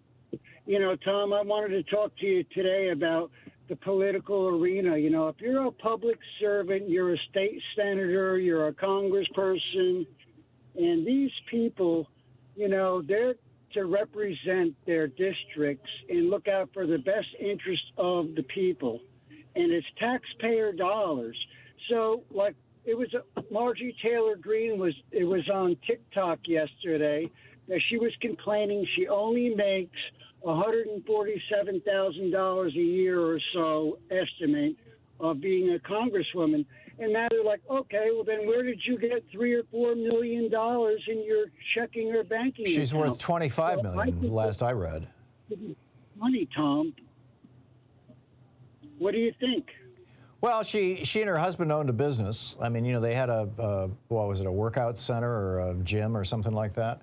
Okay. You know, maybe they made some money there. Maybe she's being spiffed by, you know, right-wing billionaires, you know, speaking fees and stuff like that. I mean, there's a lot of ways to shovel money to a politician other than just giving it to their campaign. There was an article about her wealth on Raw Story, I believe, this morning that had some details that were pretty eyebrow-raising. Well, I just think it's politically incorrect. It shouldn't be done, you know. Like, what's that? Look at this Clarence Thomas, this guy with all these perks that he's getting, you know. What is politically incorrect? Is somebody making money while they're in the House of Representatives? Is that what you're saying? Yes. Yeah. Well, you know, people are entitled to have a side job. It's up to the voters whether they're going to keep them there or not. Well, I think that's the most important thing is people got to vote. You got to vote. There you go, Ray. There you go. Ray, thank you for the call. 49 minutes past the hour. We'll be back with more of your calls in just a moment. Stay with us. I'll be back with you in 60 seconds.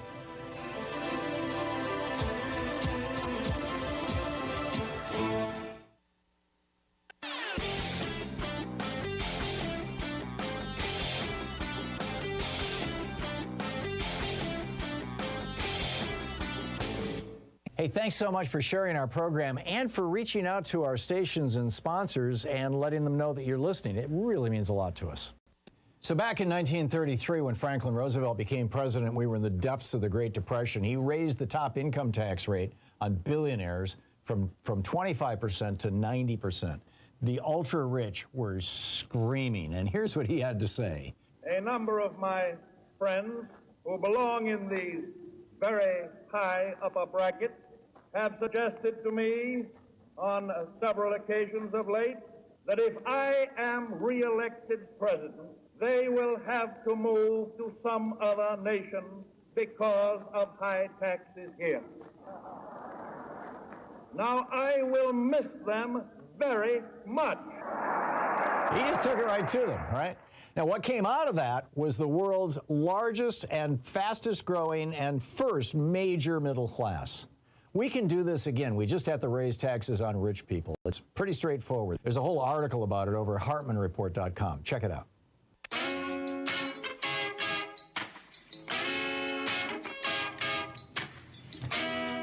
9 minutes before the hour, getting your calls in here. Will in Olympia, Washington. Hey, Will, what's up? Hello, Tom. I was calling because I took issue with you were giving a lot of credit to Trump thinking about his upcoming press conference on Monday. Mm-hmm. And I have to disagree. I think all he's going to do, he's put that out a week in advance. You know, he could have a press conference today or tomorrow if he wanted to. So now this gives the media, the newspapers, the televisions, whatever, a week to speculate. What's he going to say? Mm-hmm. And they're going to have a million articles and, you know, pieces about that. And then he's going to come out and say it's the same old baloney that he says every time. You know, it's a political. Well, that's an interesting theory, but Will, I mean, maybe he's hoping that some of the speculation will prove to be good stuff that he can incorporate into his press conference. I think he's doing it, as I said before, I think he's doing it to pollute the jury pool. I think he's trying to pre-bias the jurors. Oh, that I guess that could be. But, I mean, he's just so full of nonsense. He's had a lot of chances in the past to scrape up thoughts from editorials and whatnot, and I haven't seen him really use them. Yep, there you go. And you were like you were saying, he'll have his best writers going, and he'll probably tear it up, flush it down the toilet, and say whatever he wants. Well, we'll find out. We'll find out. I think if he's serious about influencing the jury pool, he's going to have something. He's going to have something of some substance. But I think you're right. I hadn't thought about that.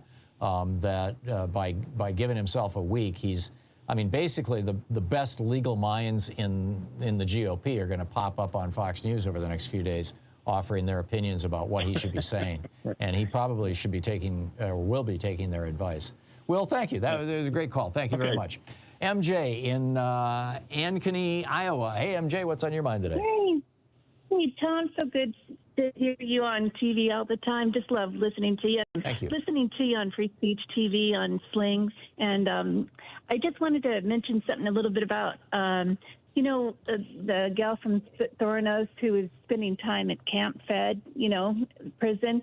Is that the kind of prison Trump could possibly go to? They call it Camp Fed because it's like 4 women in a room. They're in bunks, and they get out and have their exercises. It's like they're in a dormitory versus a prison. It's where Martha Stewart went. If he's convicted on federal charges, it'll probably be Camp Fed. I don't know if there's a Georgia analog to that, or if he's going to end up in a Georgia federal prison or a Georgia state prison. Excuse me. That would be very entertaining if he was in one of those prisons that's an old plantation and he was out put to work on a chain gang. I'm not holding my breath for that, MJ, but one can dream. MJ, thanks for the call. And I do have a couple other things. I have another couple things I wanted to tell you real quick. You may have one. There's other people who want to get in here, and we only have a couple minutes. Okay.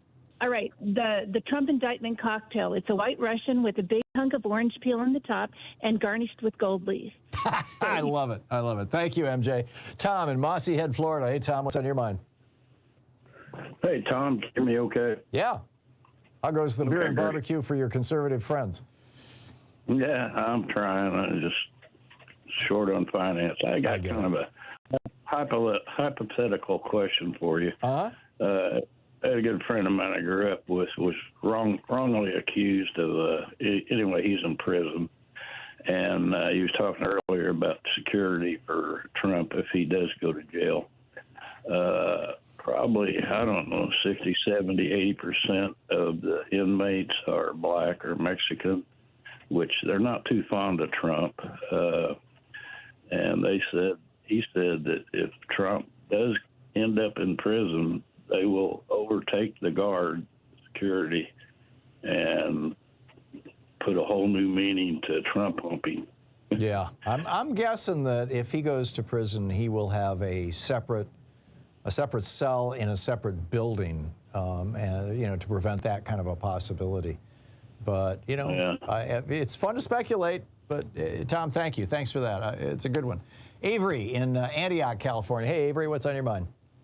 Yeah, I just want to throw in this. It's not just Trump, and it's not just Cruz. During the last debate in 2020, before the COVID shutdown, Bernie suggested, floated the suggestion of a mandate that a certain number of seats on all the big corporations' boards of directors be reserved for actual employees. Yeah. And Bloomberg said that's communism. And Jorge That's Ramos, the law in Germany, by the way. Half of the board of directors. Jorge Ramos, yes, I know. And Jorge Ramos twice demanded, how is your version of socialism different from Ortega or Maduro or Castro? Oh, God. And, I wish, and Bernie just laughs like it's a ridiculous question. Yeah, and it is. Avery, thank you for the call. Yeah, in Germany, all corporations that have more than 10,000 employees have to have 50% of their board of directors made up of employees representing the unions. Anyhow, thanks for being with us today. We'll be back tomorrow, same time, same place. In the meantime, don't forget democracy is not a spectator sport. It requires all of us, and that includes you. So get out there, get active, tag, you're it. Have a great afternoon, and we'll catch up with you tomorrow.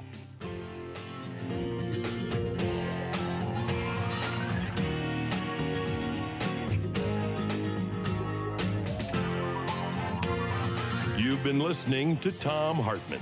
For audio and video archives, visit thomhartmann.com.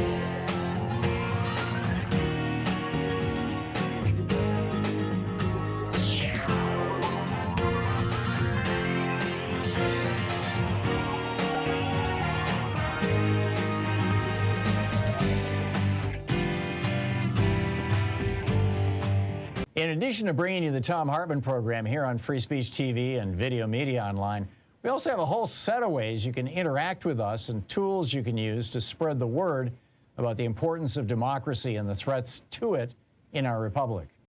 First, there's your daily homework. Sue Nethercutt puts together a daily email newsletter that has a link to every story I discuss on the air, so you can find my sources and you can share them with your friends. It's free and you can sign up at thomhartmann.com. Second, I publish my daily take every day over at the hartmannreport.com website. That's also free if you want the daily 5 days a week rant in your inbox. No ads either. Third, we have the podcasts. There's the free 1-hour version of our daily show that's advertising supported. You can find that wherever you get your podcasts normally. And then there's also the podcast of the entire 3-hour show with no advertisements, and that's available by subscription over at thomhartmann.com. So check them all out at thomhartmann.com and hartmannreport.com.